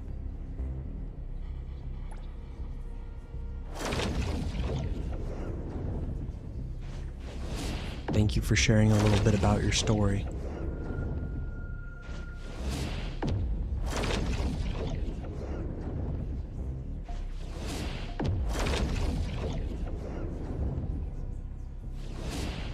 As if I do.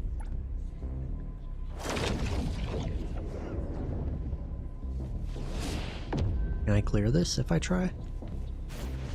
Okay. We're gonna wrap this one up and then we'll do the lore deep dive.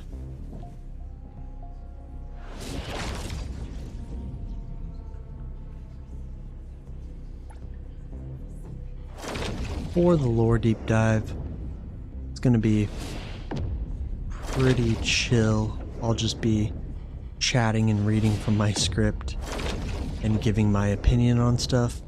But afterwards and Freeze the wind! throughout it, I'll take little breaks where I'll interact with chat and everything.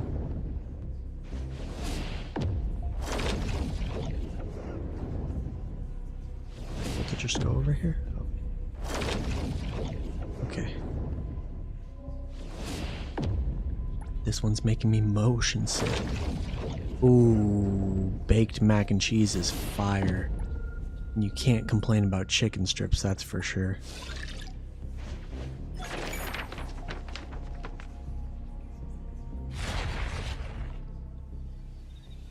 Wow. That was a doozy. How much hunter experience do I get? Give me a lot. Do I not get any?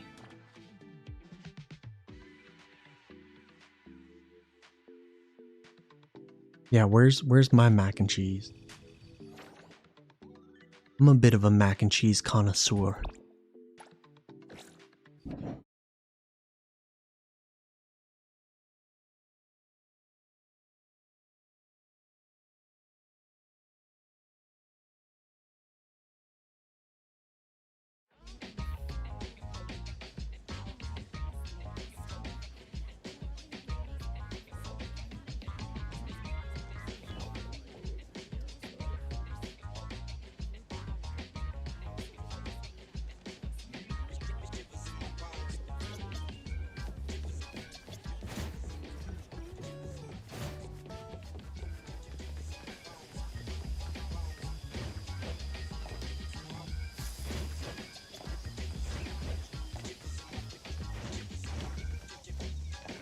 Alright, let's turn these into the witch.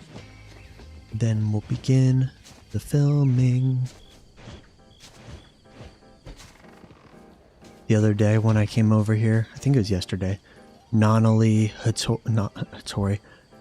Edgar, and Sakiri were all chilling over here talking about the witch. It was funny. Greetings. Welcome to your path. Need to remember to do the fortune readings every day, guys. I wish I could do more than one at a time. Greetings. Welcome. Your path ahead is I don't remember who told me, but the blessing that you get lasts all day, so that's super valuable. Plus 15% damage. That's kind of huge.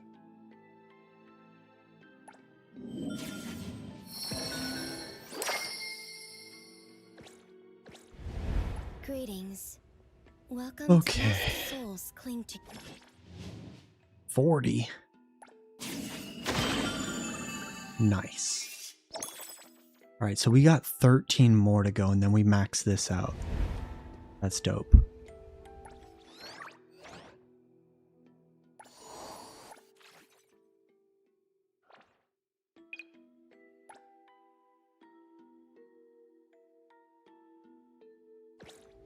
Alright, I'm going to go to the restroom, then we're going to begin filming.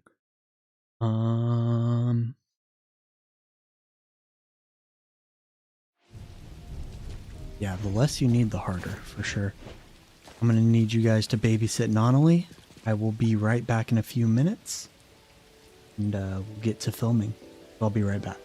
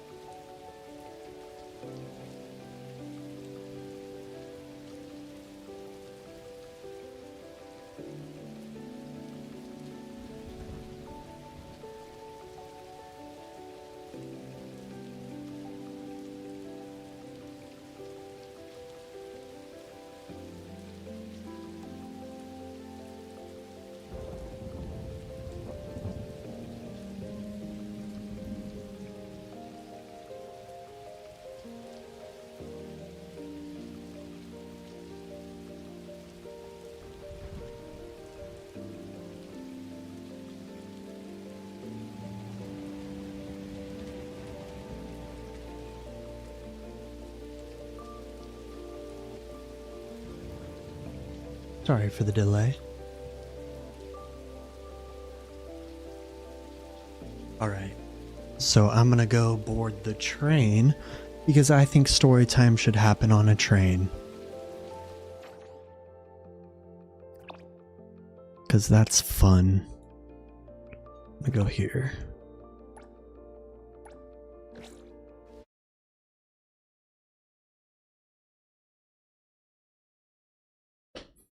Oh, good morning, Nitrogen. We're about to do a story deep dive.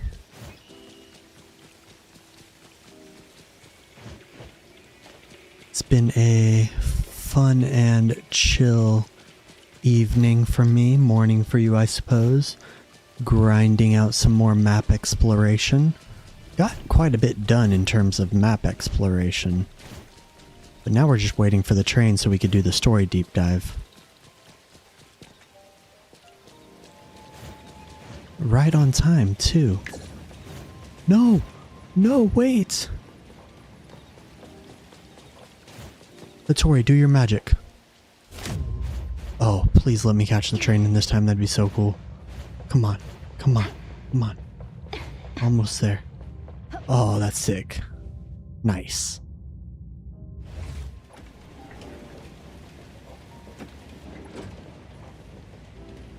Well, we managed to board the train thanks to our magical time stop abilities. How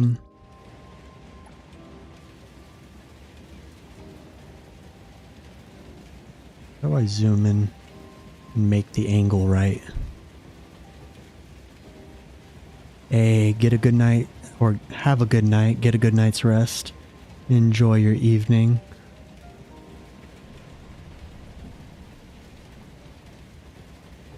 Let me just get everything ready.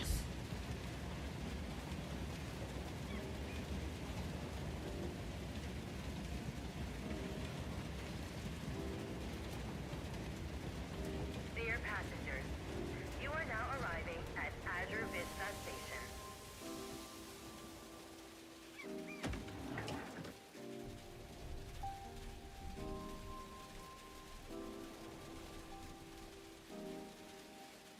So I think for this video, I'm going to do background music. I think I'm going to mute the in-game audio, so it's going to be kind of awkward for you guys. I'm going to remove chat from the screen, and I'm going to move myself down here. That way we could have a nice view as we travel. But yeah, part of this is going to be scripted. Part of it is going to be just opinion and discussion. And I'll probably take little pauses in order to, what's the word I'm looking for? In order to converse with you guys. But we'll be chilling. We'll be chilling for sure. So I'm going to mute this. I hope that's not too terrible for you guys, not having any audio other than my sultry voice. Oh no, I'm currently blocking Hattori. We can't be having that. I need to adjust this. Let's see here. We need a different seat, I think. Maybe we move. Maybe sit here. I don't feel like this will be so rocky. And then I will sit next. Oh no, don't move that. Move this. I'll sit here. I'll be riding along the bus with her.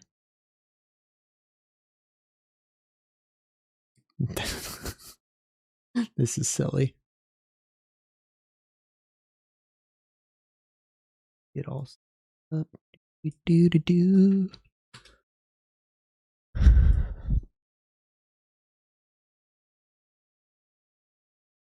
So bear with me, guys. If you guys want to tune out and just watch the video, I get it.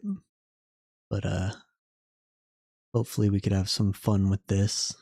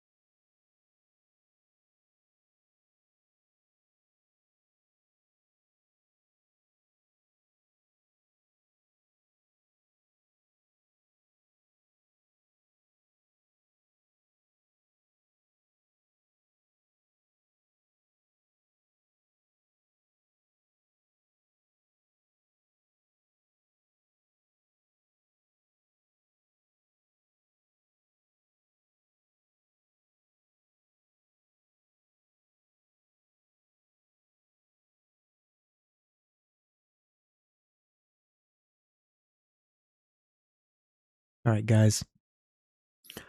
I'm going to be recording.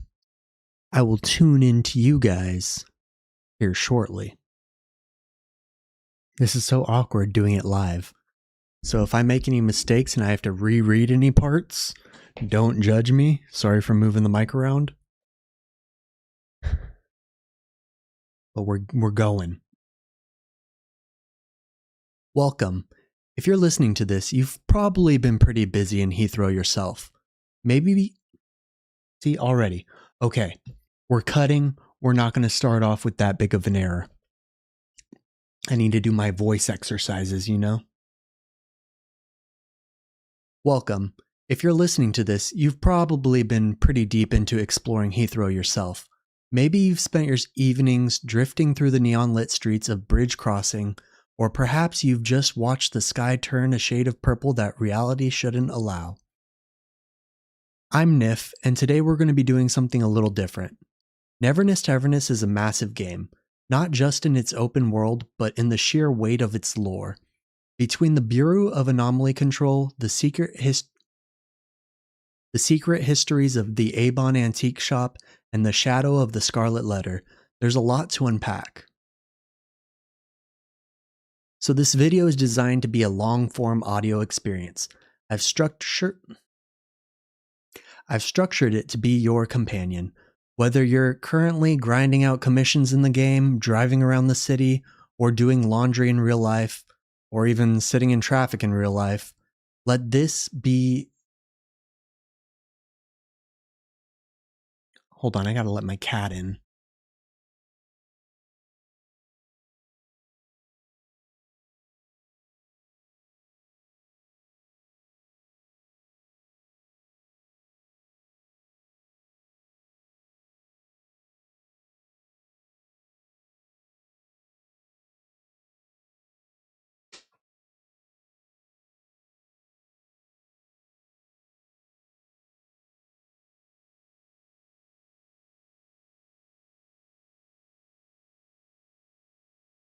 I hope that this could be a fun experience for you to connect the dots of the story in version 1.0.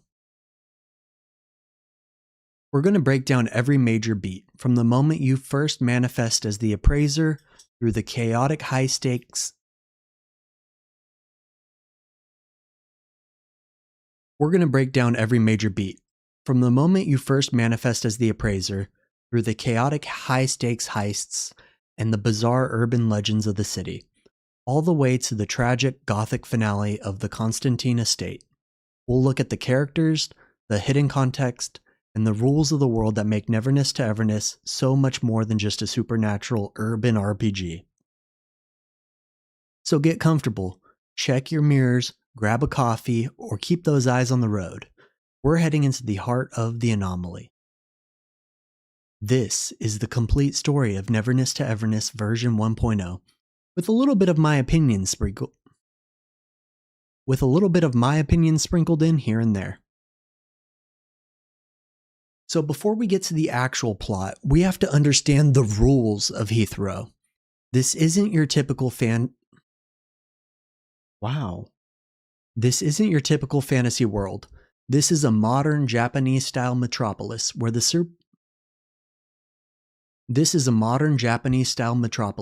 supernatural, what the game calls anomalies, is just another Tuesday. The Bureau of Anomaly Control, think of the BAC as the DMV combined with the CIA. They're the government body that manages these anomalies, these disturbances in everyday life. If an anomaly pops up, the BAC dispatches anomaly hunters. These are licensed professionals, kind of like bounty hunters. These are people with Esper abilities, who are legally allowed to use their abilities to neutralize threats. Think of like the quirks in My Hero Academia and how they're able to like get their hero license and stuff. That's what we are as anomaly hunters. And then we're introduced to ETD-4. These are the elites, the elite tactical division, the special forces. And we're introduced to them when the sky literally starts tearing open and bleeding and people start going crazy, that's when the BAC sends in ETD4. And then there's us. We play as Zero, Esper Zero, also known as the Appraiser.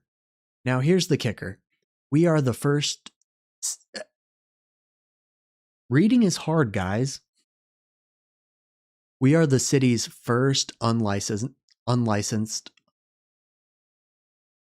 We are the city's first unlicensed hunters.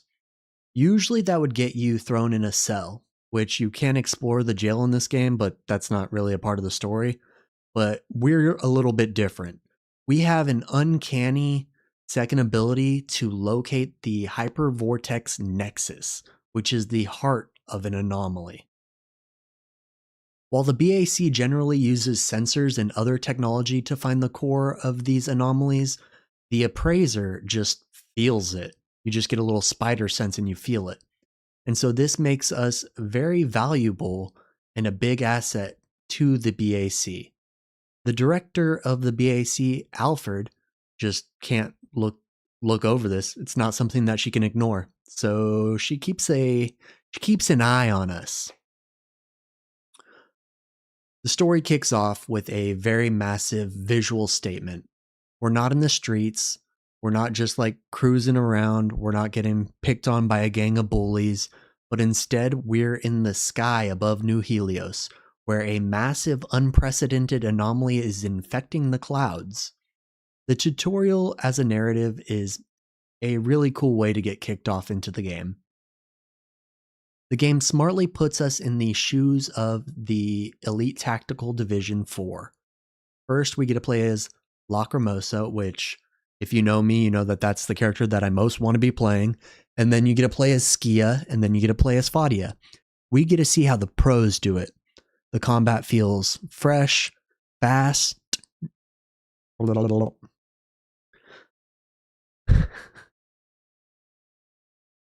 Yeah, bro, I'm like, reading's hard for me, man. Especially with my eyes, like it's hard for me to see the text, and the combat's fresh, it's fast, it's reactive, but even with the Elite Tactical Division's training, they're struggling. This anomaly might be a little bit too big, but then suddenly a mysterious figure appears. That's us, Esper Zero. Without a license, without a squad, we pinpoint the nexus and chop it in half. It's like a hero entrance, but it comes with some consequences. We don't get a medal, but instead we kind of get escorted to the Bureau of Anomaly Control and we have to meet with the director. So we get taken to the BAC. In the BAC, we meet Nellie. She's the professional face of the organization. I'm pretty sure she might just be like a... What's the word for it?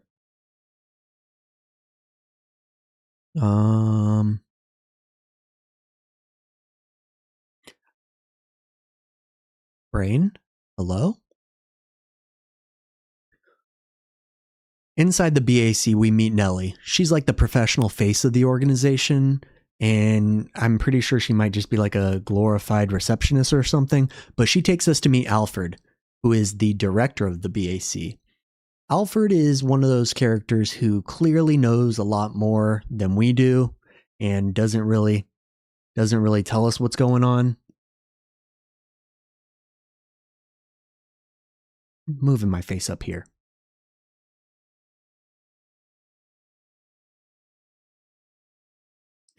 But while we're still at the intro of the game, she already has a plan going for us. Instead of arresting us, she cuts us a deal. She assigns us to a special assignment. She assigns us to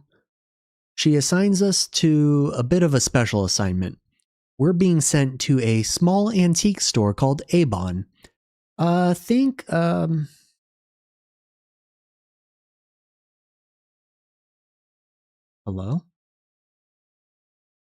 What's it called?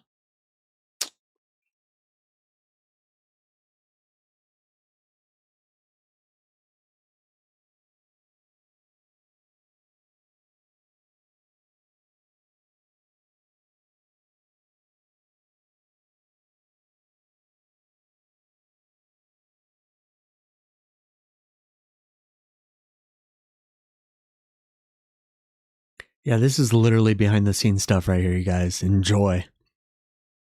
You're being sent to a small antique shop called Avon in the Bridge Crossing You're being sent to a small antique shop called Avon in the Bridge Crossings district. Think the like Odd Job shop in Gintama if you've ever watched that anime. It's just a ragtag gang of anomaly hunters. But you'll be an unlicensed anomaly hunter under their supervision. It's essentially a work release program for, you know, a supernatural being who can like smell anomalies. Before you could even leave the BAC though,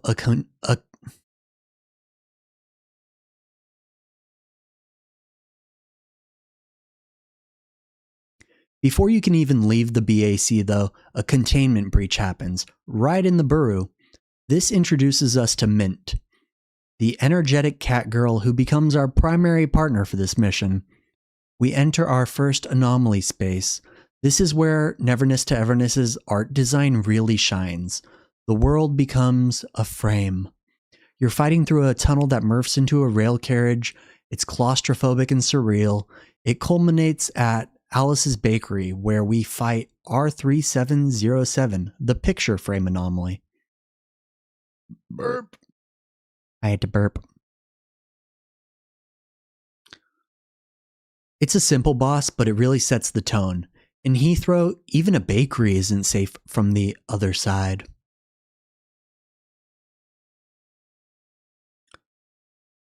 After we take out this giant picture frame through loving it and telling it it's beautiful, we get to take things a little bit slower.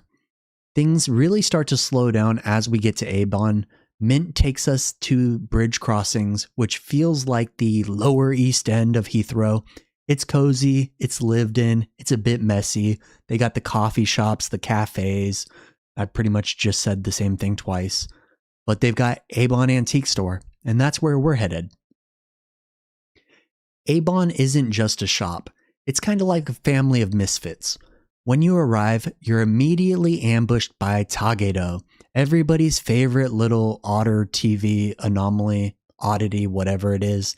He's part anomaly, part mascot, 100% annoying. We have to shrink down and fight him as a mini boss. We then get smacked upside the head by Hattori as a tiny little shrunken Esper Zero. And then we meet the family. We've got Adler, the mature, authoritative figure who runs the shop. We've got Nonnally, the high energy, high ego mob boss who thinks that she's the head of the greatest family in the city. She's also got some really fun voice lines that you never get tired of, I promise you. I'm so tired. And then you've got Sakiri and Kiramaru, a symbiotic duo. Think Venom, but less Venom, more demon stand from JoJo's. And they show you just how weird Esper powers can be. Like, Kiramaru gets hungry. And then we've got Edgar and Daffodil. We've got the quiet little researcher boy and Daffodil, who's pretty mysterious and we don't know a whole lot about until later on in the story. After experiencing that fun game mechanic where we all get shrunk down and have a Honey, I Shrunk the Kids boss fight with Tagedo, we get to move on to our first commission with Avon, the Kodak Commission. This is our first proper job, and it comes from Kodak, a local photographer. This quest is essential because it introduces the object type anomalies. His studio is being haunted. As you investigate, you encounter the Viewfinder, an anomaly that literally takes photos of you to trap you in the anomaly realm. It's like the Shadow Realm in Yu-Gi-Oh! The anomaly here, the horror is a little subtle. It's like you're being watched, and the camera takes pictures of you. And sometimes it's a little spooky. When you travel into the negatives in this world, it's kind of cool. But once we get to the basement and wrap up this anomaly, we get to face the film anomaly. It's a really cool boss in my opinion. It's a beautiful boss fight. You got a tangled mess of film strips and mechanical parts, and yeah, it's a cool fight. But after the fight, we get to take a group photo with everybody from Avon. It's a small moment, but for the first time, Zero is feeling like they found somewhere that they belong. And there's also a bunch of funny anime references, so that's cool. And then we get to move on to the next episode in the game, which may be everybody's favorite episode. Some may say it should be a side story, maybe even not be in the game at all, but I say enjoy it for what it is. I don't know, man. This shouldn't have been in the main story. That's just my opinion, though. But after the technical horrors of the Kodak studio, Neverness to Everness throws us a curveball. This episode is interesting. Tageto, our resident chaotic mascot, is in love. He's fallen for Taco, and he's decided that the only way to win her heart is with the full, overwhelming support of the Avon crew. What follows is essentially a life sim episode disguised as a gacha RPG quest. It was something. I don't know. We spend a whole day prepping with Tageto, helping him get dressed up. It's really this game's way of world building, in my opinion. It's the game's way of showing off the city scale. We're not just fighting. Instead, we're shopping at a bunch of different stores. We're checking out the narrow wardrobe. We're browsing the Q cubed, I think it's like Q3 fashion, and we're picking out gifts for Taco from Tageto. We're helping him. We're trying to get Tageto laid. It grounds the player in the geography of the city. We get to go to Torchwood Avenue, Hankaku Street, Hillside Blooms. You start to feel like a resident, not just a visitor. So those are the cooler parts of the quest, and I see what they were trying to do in terms of world building. It's a neat idea. I would have been happy with it going another direction, possibly. There were some interesting parts, not interesting parts, but there were some fun references throughout the story. Like we got the Sasuke and Itachi reference, but the date itself, it's just like, it's a tragedy.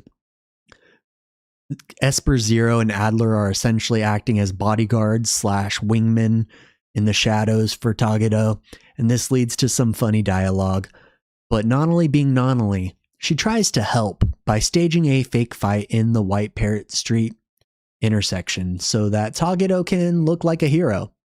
Of course, she does take the role playing a little far, and you end up in a real duel with her, so you get to duel it out with Nonnally, and that was fun. But after all of this foreplay, the climax happens at the Blue Grays campgrounds.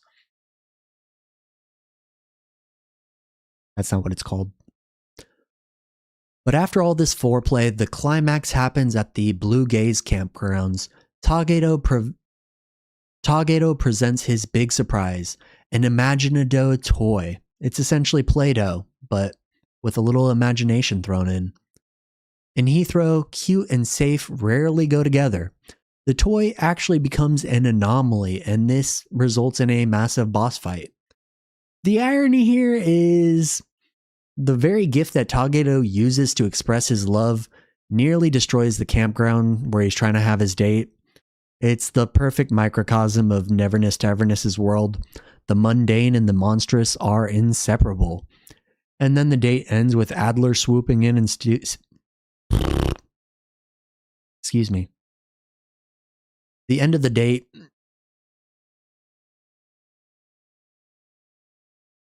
The date ends with Adler basically swooping in and stealing Taco. He gets the girl in the end, and we love that for him. All right, we made it through the dreadful part. Oh, this is hard, guys. This is hard.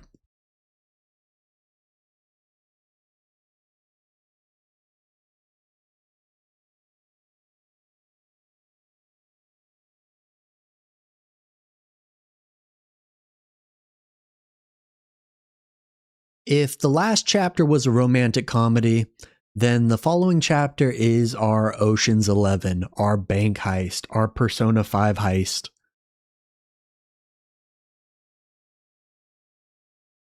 We move away from the quirky neighborhood vibes and into the dangerous high money world of Heathrow's underground, the Stary Express, and the infiltration that follows. The peace at Avon is broken when Nonnally introduces Jensen, a man connected to Stary Express. Stary Express is a logistics company that deals in more than just mail. Their goal is to infiltrate a black market auction at a luxury venue called the Cape. This episode introduces Hayther, the elite courier, the motorcycle chase sequence.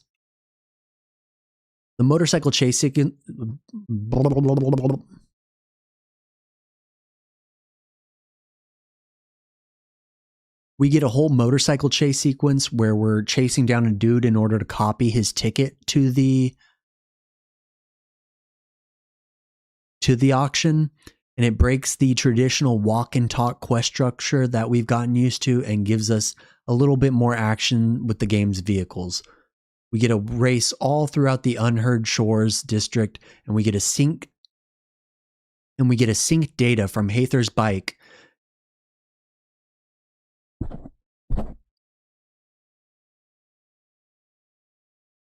And we get to sync this data, stealing this ticket from Hayther's bike, and it fits into the story perfectly. It is a really fun time compared to the dredge of the last story quest that we went through. We're introduced to Ji-won.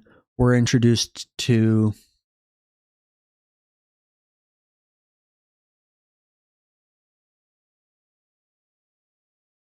my brain is mush, guys.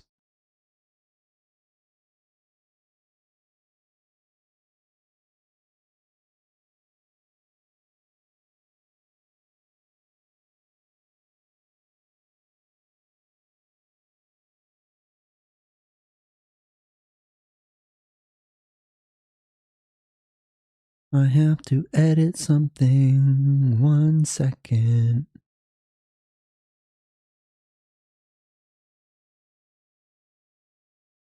We get introduced to Ji-won, we get introduced to Haniel, and we get introduced to Hayther. They are his core, and there's another dude who's not even worth mentioning. To auction hall, we head to the Cape.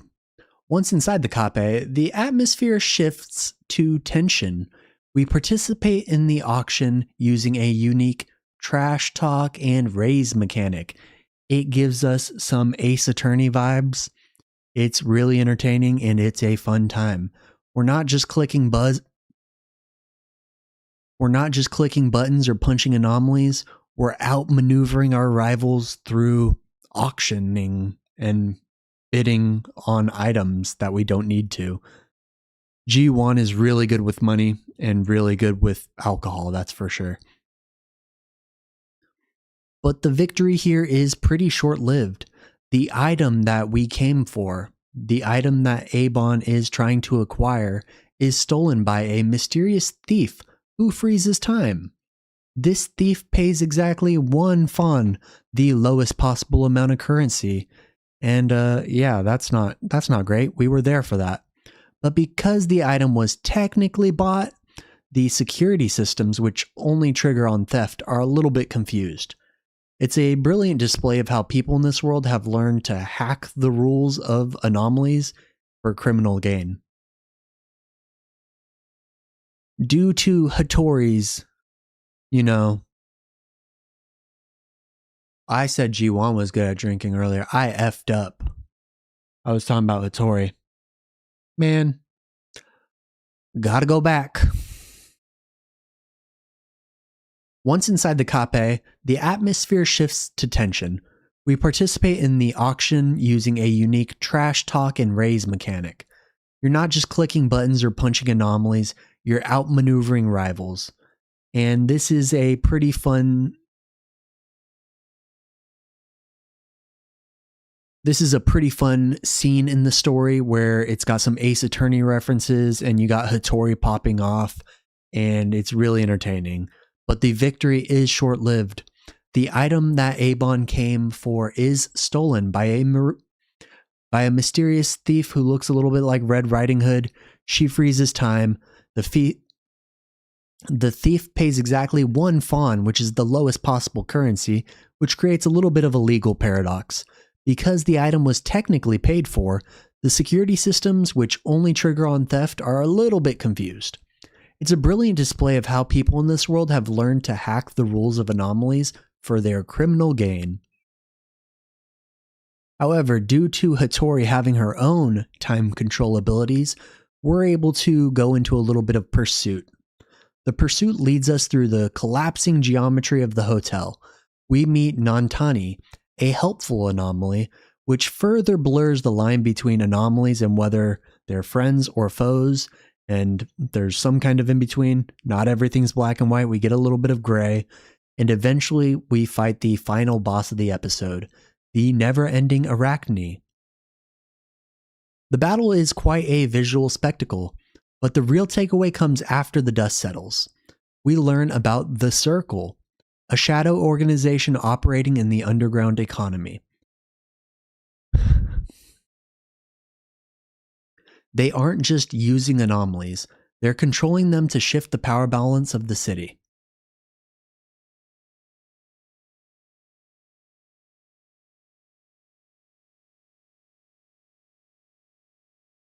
Now, before we delve in and get towards the closing final arc of Neverness to Everness's 1.0 launch, we've got to talk about the stories that we get on the side. The spin-off episodes are a lot of fun in this game. The main story of NTE deals with organizations like the BAC and the Scarlet Letter, and the spin-off episodes deal with the weirdness of living in Heathrow. These stories are essential because they show us how anomalies aren't just monsters, and they help us to get closer to the characters in Heathrow. First up, we got to go over my favorite. Why is it so much easier to speak when I'm just streaming and talking to you guys, but when it comes to reading at a 5th grade level, I'm struggling so hard? Oh. The first spin-off episode was obviously my favorite. We've got the Tomato Jelly Rampage. This quest is pure Neverness to Everness chaos. It starts with a simple premise. A popular snack, tomato jelly, is suddenly causing a public disturbance. But this isn't just a food safety issue. The jelly itself is becoming anomalous. As the appraiser, we essentially get to play a supernatural janitor, and what makes this spin-off episode stick is the social commentary. Because Lacrimosa is being roasted on the internet and accused of causing all these issues, it ends up manifesting as a meme anomaly. It ends up manifesting as a meme anomaly that we have to fight. So this spin-off episode is really great because we get to spend time with my favorite character, but on top of that, it expands on the world and shows us what a meme anomaly is and how anomalies in Heathrow can take different forms. And I think that is a really important aspect for the world building in this universe. The next story quest, which I think should have just replaced Togeto's quest, is Pawn Moonlight. This is a much more atmospheric, moody piece. It centers around a pawn shop and the idea of value. In Heathrow, people don't just pawn jewelry. They're able to pawn things that carry heavy emotional weight,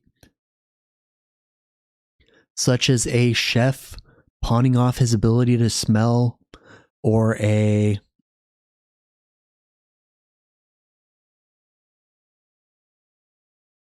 chef pawning off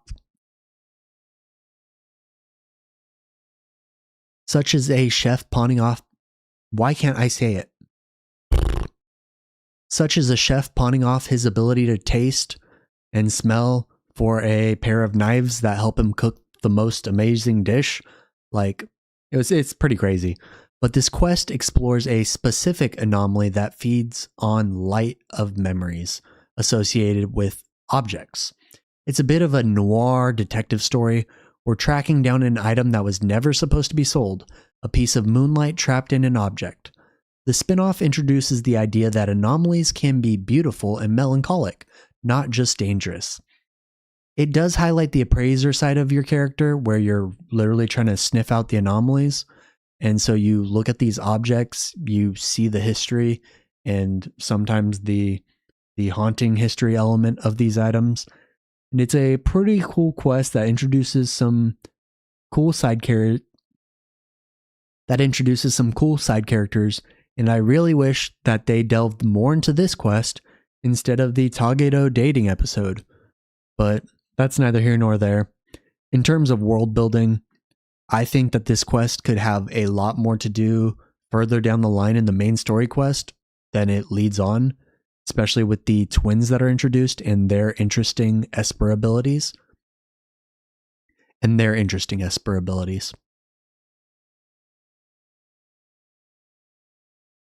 And then we've got Where Words Sprout, Fall Unfolds. This is perhaps the most poetic quest in the 1.0 launch. It deals with the concept of unspoken words. In a specific district, a seasonal anomaly causes words that were never said, confessions of love, apologies, secrets, to physically manifest as flowers and plants. It sounds beautiful, but as the appraiser, you see the dark side of It sounds beautiful, but as the appraiser, you see the dark side. The fall unfolds when these words start to wither and rot, causing emotional distress to the people who held them back. This quest is a bit of a deeper dive into the psychology of Heathrow's citizens. It's a quiet, narrative-heavy experience that reminds you that most dangerous anomalies aren't just the ones that break buildings, but the ones that break hearts. It was really cool in this quest to see some deaf or mute representation, and the way that Bai Sang communicates with the boy at the end of the story really is beautiful, and I highly recommend that you pay attention in this quest. I think it's a pretty interesting one. And then to wrap the spin-off episodes with a bang, we've got a legendary band's first page. This quest is a blast. If I didn't love Lacrimosa's character so much, this would probably take the cake for me. We have the rock and roll heart of the spin-offs.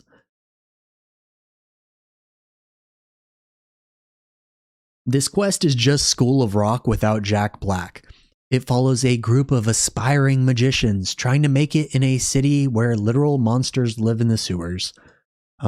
Yeah, it's about Haniel wanting to start a band, and it's a lot of fun. The legendary question mark in the title is key. We're not legendary yet. The Woots are not legendary yet, and they may never be, but the quest is a lot of fun, and the rhythm game is a lot of fun. The quest itself involves an anomaly that is stealing the sound or... The quest itself involves an anomaly that is stealing the sound or the inspiration from local artists. It's a high-energy story that celebrates the human spirit. Despite the anomalies, despite the BAC, and despite the shadow organizations, people still want to pick up a guitar and scream into the void. It gives the player something to fight for, the culture of the city itself. It's a really fun story, and I highly recommend that you go and play through it. And let's see if you could beat my Rock Band high score. It was a good time. I liked that one a lot. But these four stories create a complete picture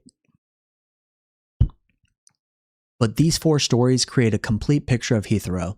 It's a city that is absurd, melancholic, repressed, and hopeful all at once. Once you finish these, you realize that Avon isn't just an antique shop. It's a protector of these small human stories. And that brings us to the finale of 1.0 and probably the most tragic story of version 1.0. And probably the most tragic story that we've faced thus far. A story where the value of a life and the debt of living. A story where the value of a life and the debt of living too long finally come due. The finale. I'm going to drink some Dr. Pepper because that's definitely going to help me speak right.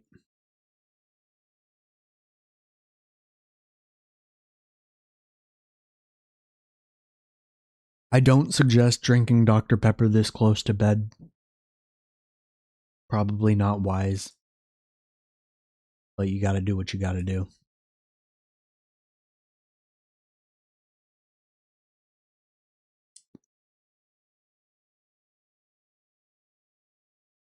The finale begins not with a bang, but with a sense of unease. It starts at Avon with a mysterious package delivered to Daffodil. Inside the package is a puppet, an uncanny, lifelike, and marked puppet with the number 0. We soon learn these puppets are appearing all over Heathrow, sparking rumors that people are being turned into dolls. This brings us back to the Bureau of Anomaly Control, where we may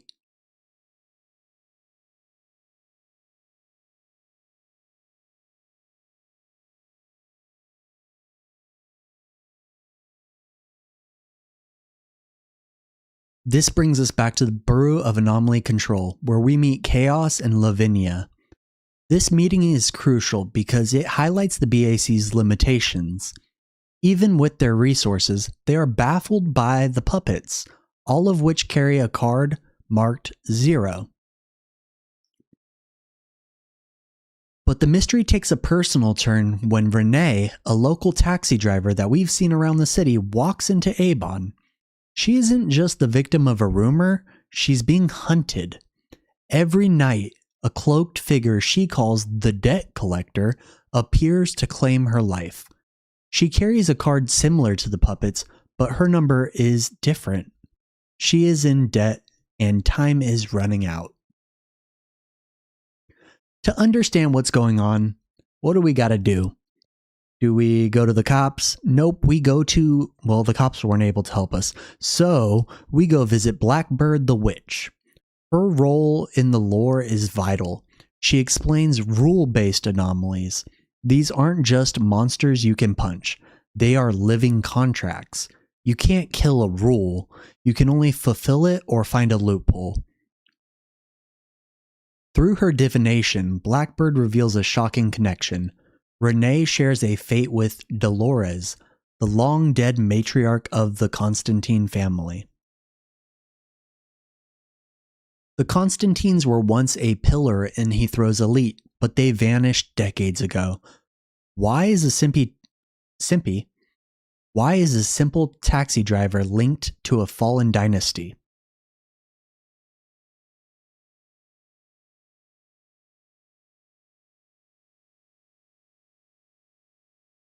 We end up receiving a formal invitation to the old Constantine estate. When the Avon crew arrives, reality fractures. You're pulled into an anomalous realm that is a perfect frozen snapshot of the estate from 50 years ago. Our team gets separated. You and Renee wander through the present, which looks like the past, while Nonnally and Daffodil find themselves in a timeline that reveals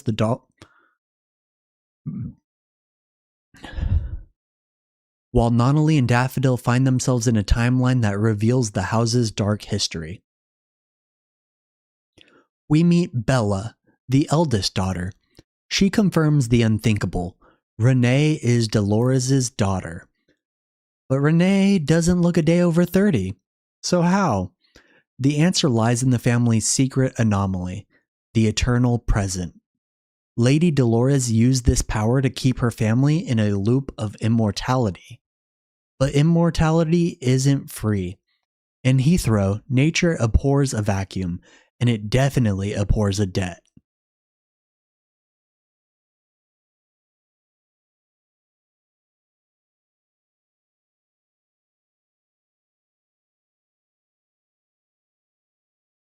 As you play through Nonnally and Daffodil's perspective, the horror peaks, but it's not like jump scare horrors.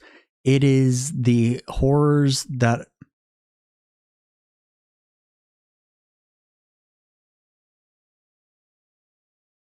But it's not all jump scare horrors. You discover that all of Dolores' children, except for Renee, were actually puppets brought to life by her powers. They weren't real in the biological sense. Renee was the only natural child, but her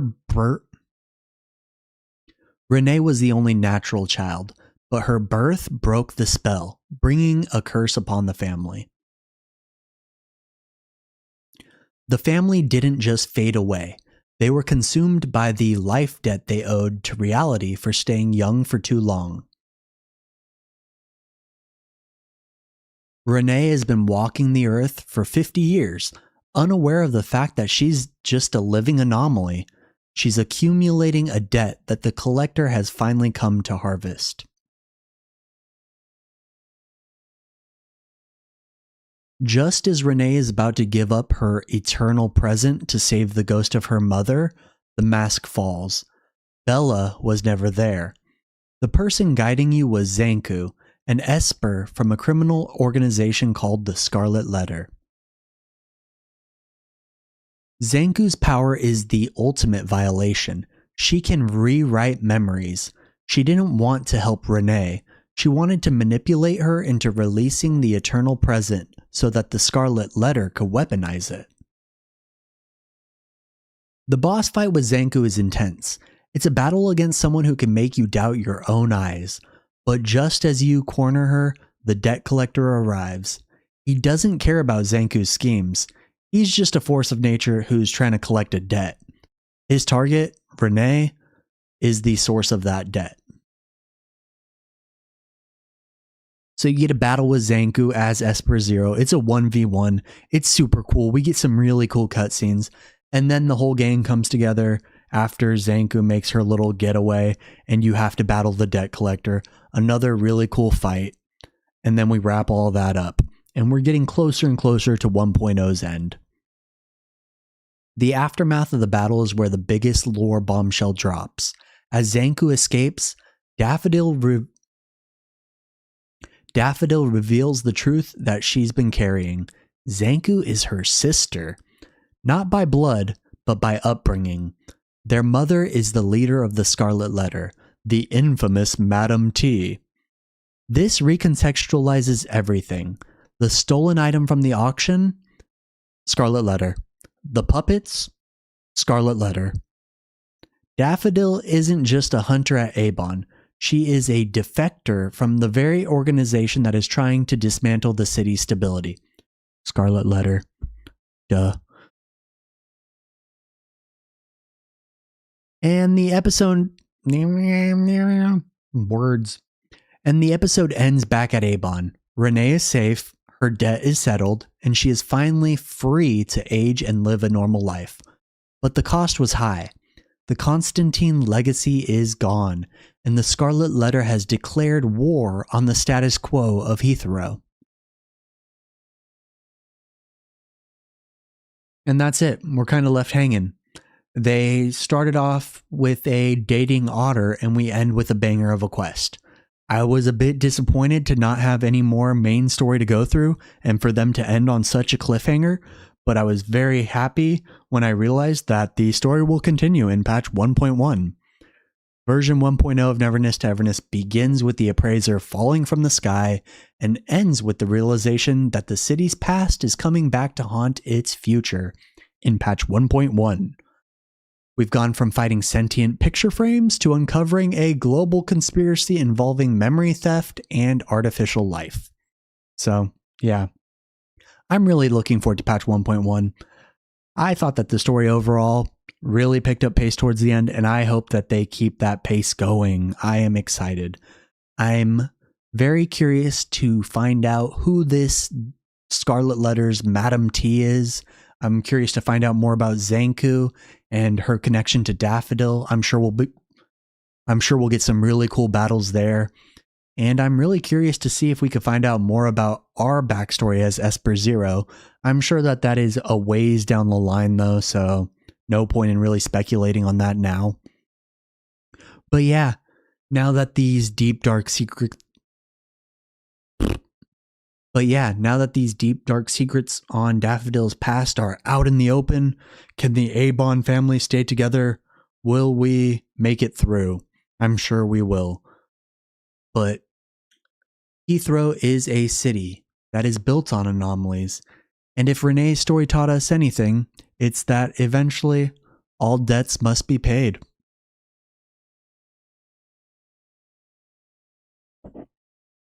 That was a cringe way to end things. Thank you so much for watching. If you enjoyed this lore deep dive where we covered all of 1.0's story and spin-off quests, a like would be greatly appreciated. These were a lot of words that I had to say, and it was a lot of work. Reading is hard. But if you enjoyed this video, a like would be greatly appreciated. And if you want to see future Neverness to Everness content, subscribe, and I'll see you guys later. Peace. Good God, it's weird doing an outro when I'm streaming.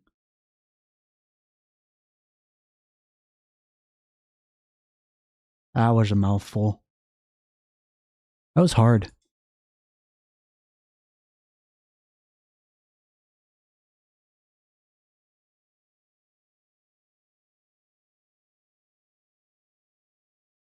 But I was able to do it midstream, which is beneficial. Reading very hard, brother.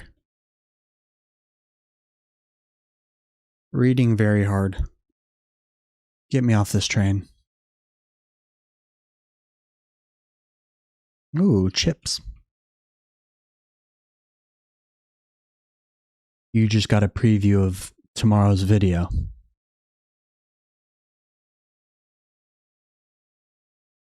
CJ, who's your favorite Persona character? Let's see if you've got a based answer or not.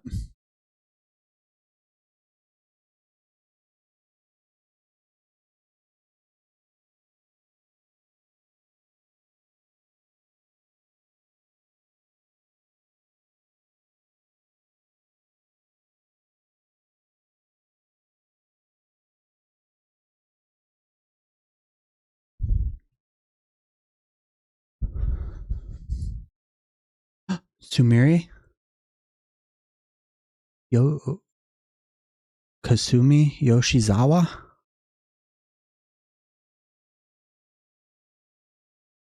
That's my favorite.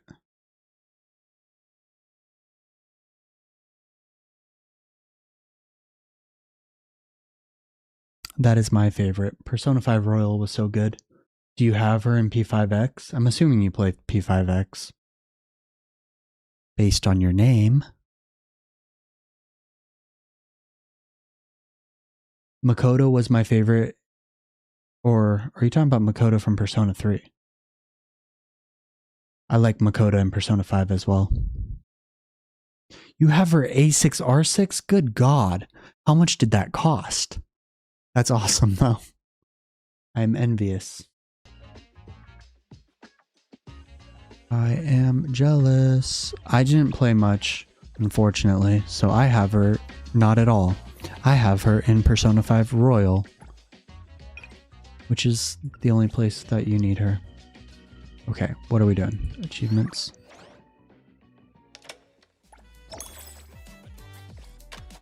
We have to get Business is tough. Wanna join the amazing Kaluchis? these ascension materials. Man, after playing Neverness to Everness, I really wish that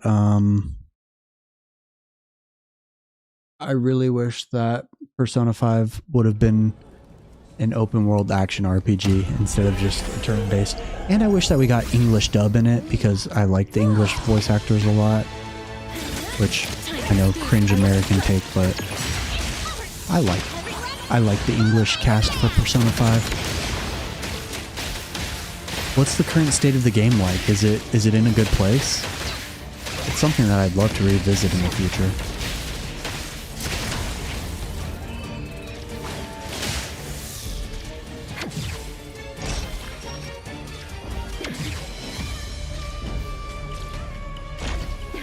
honestly need more practice. Trust me.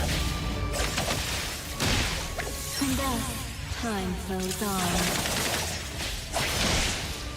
Pre-swipe and making sure you're getting it no matter what. I like it.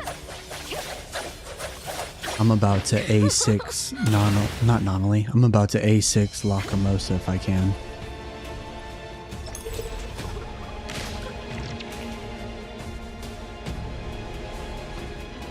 Is it really only just about to be the first anniversary?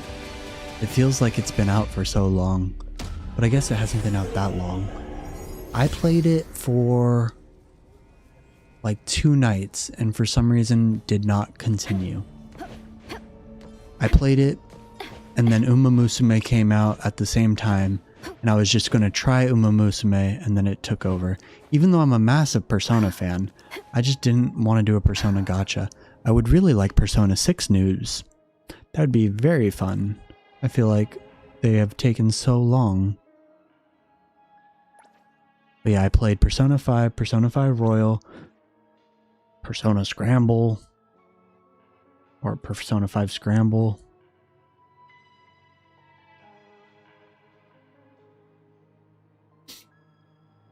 And then I played a bit of Persona 5 Strikers. I didn't like get all the way through it though. I need to finish that one. Strikers was a fun vibe though.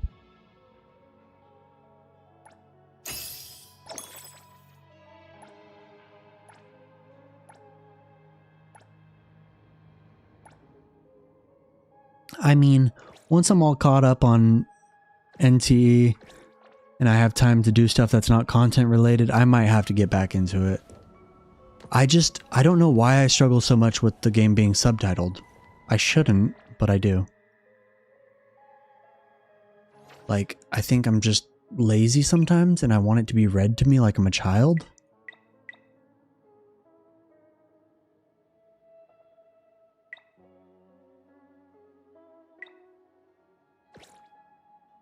Like, I'll watch subbed anime. I don't know why I'm being so lazy. Either way, it's a game that I gotta get back into, and I got a lot to binge now that it's been out for a while. The fact that it's already 4.0 is crazy to me.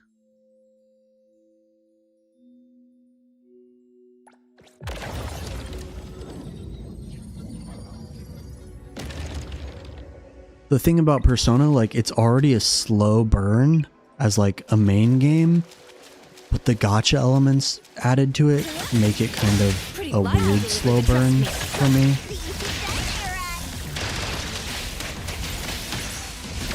Oh no.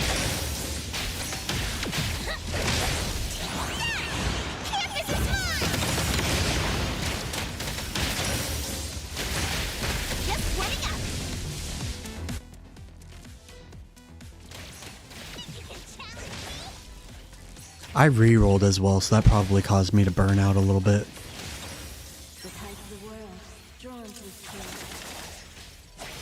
Re-rolling is the bane of enjoyment.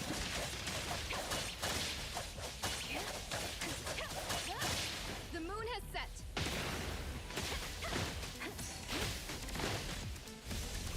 Time for the professionals to take over. Charge it up, charge it up. Sun for delivery. Did you need a little ship change? Did I just... What just happened? Where's my skill at? Delivery, please. I did not get any stacks off, that is... This is a whiff. I need better gear. Now, I'm trying to remember. I can almost guarantee that I've seen some of your Persona or your P5X videos before when I was playing and when I was following the game. Now I've got to scroll back through videos. Yep, I watched your Joker guide.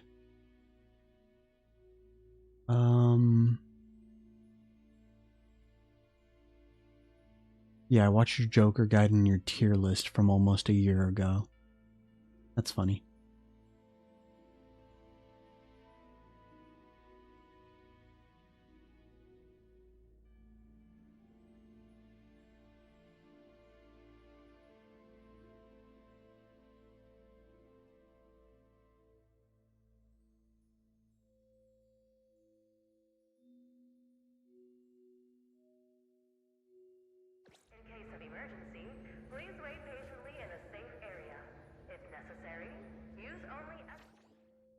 I mean, do any of us have any idea what we're doing?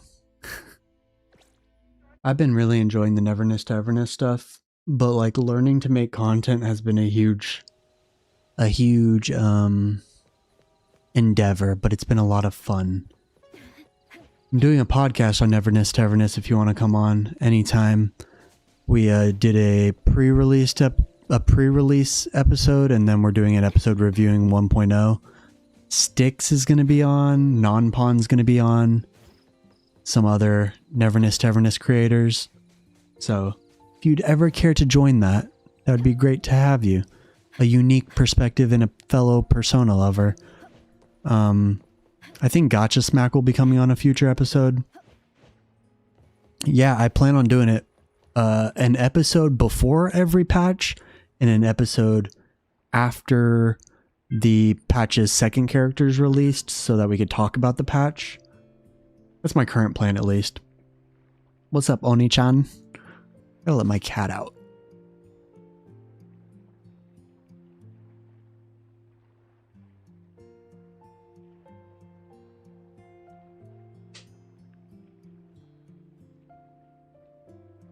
But yeah, just hit me up on Discord if you're ever interested in hopping on something like that. Long form audio podcasts. That is my content of choice. And so that is what I've wanted to make. I used to host a fatherhood podcast with my best friend who's also a dad. That didn't go anywhere, but it was a fun proof of concept. I do plan on doing account reviews. I think that'd be a lot of fun to do. It would definitely be more of like an event thing where I've got several of them lined up. But I'll post something on that in the Discord, and we can set something up. I still need to get the Discord actually set up because it's just bare bones as hell right now.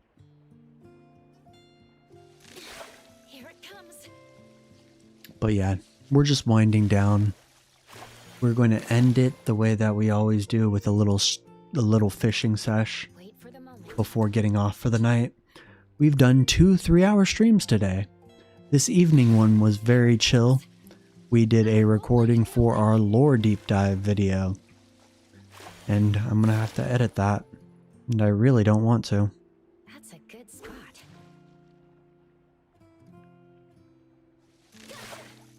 I am not streaming on Twitch. I don't know if I'm going to start streaming on Twitch again. Like, I'm not partnered on there or anything, but I do have access to the Twitch Primes, which would be cool to have access to.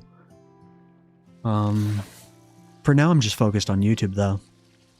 I like YouTube as a platform a lot more than Twitch.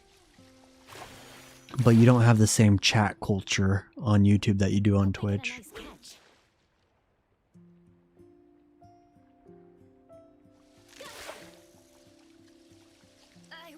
Which is often missed. I'm not much of a live stream consumer, though. Wait for the moment.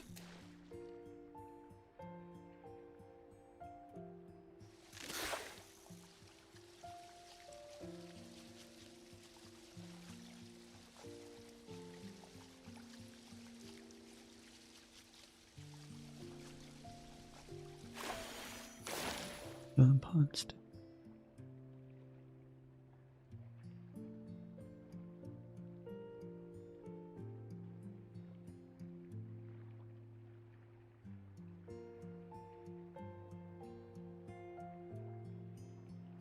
I think you should, at the bare minimum, wait until Hunter level 40 to farm consoles. Make sure that you've farmed up ascension materials and skill materials and all of that stuff before you even look at that. Make sure you do that before level 40 so you could get everybody leveled up and everything. And then prioritize consoles after that, I guess. But it's probably best to wait till after 40 to touch that. But yeah, CJ, we are filming the episode Sunday at 10 a.m. or 10:30 a.m. PST. We're currently full at 6 people, but if anybody drops, I'll shoot you a message the night before. because we'd love to have you on. Here it comes. I love coming across random creators when I've consumed their content in the past. It always is a kick to me. Hope I get a nice catch. I knew that your name was familiar, though. I knew it.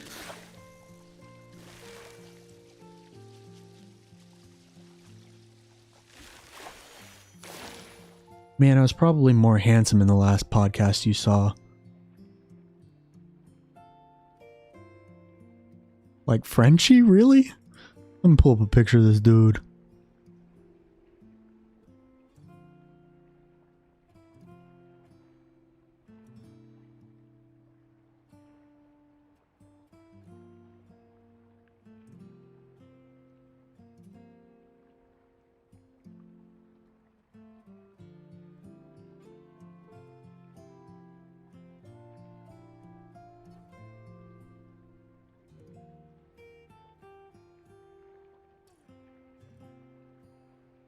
You see a likeness here.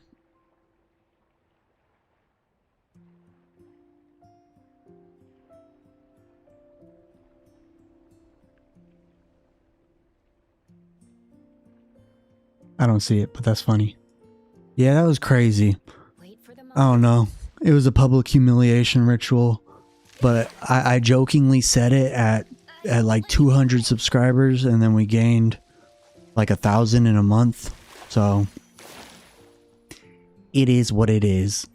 All of my power lies in my hair, like Samson from the Bible. And so I am now weak.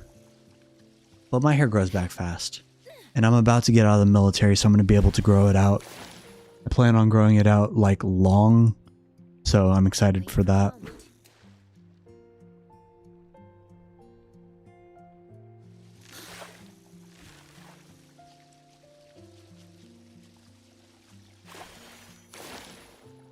Wait for the moment.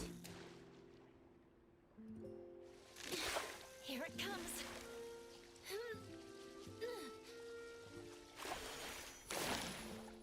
Wait for the moment. Why did my camera go that way?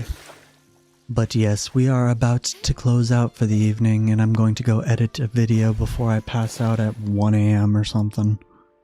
Hopefully it doesn't take that long. Yeah, people love a goal. Here it comes. But then I say for 10k I want to get a tattoo, and it's like, I just want to get the tattoo, not gonna lie. Have a good night, Oni-chan. And you too, CJ. You guys have a good evening. CJ, I will reach out about future podcast episodes. Thank you so much for coming. I'm just nodding. And I will see you guys. I will probably be live again tomorrow afternoon, and then tomorrow evening we will be watching Princess Mononoke. Because I'm going to get a Princess Mononoke tattoo on Saturday, so that'll be cool. But yeah, I'll catch you guys later. Good night, everybody. Bye-bye now.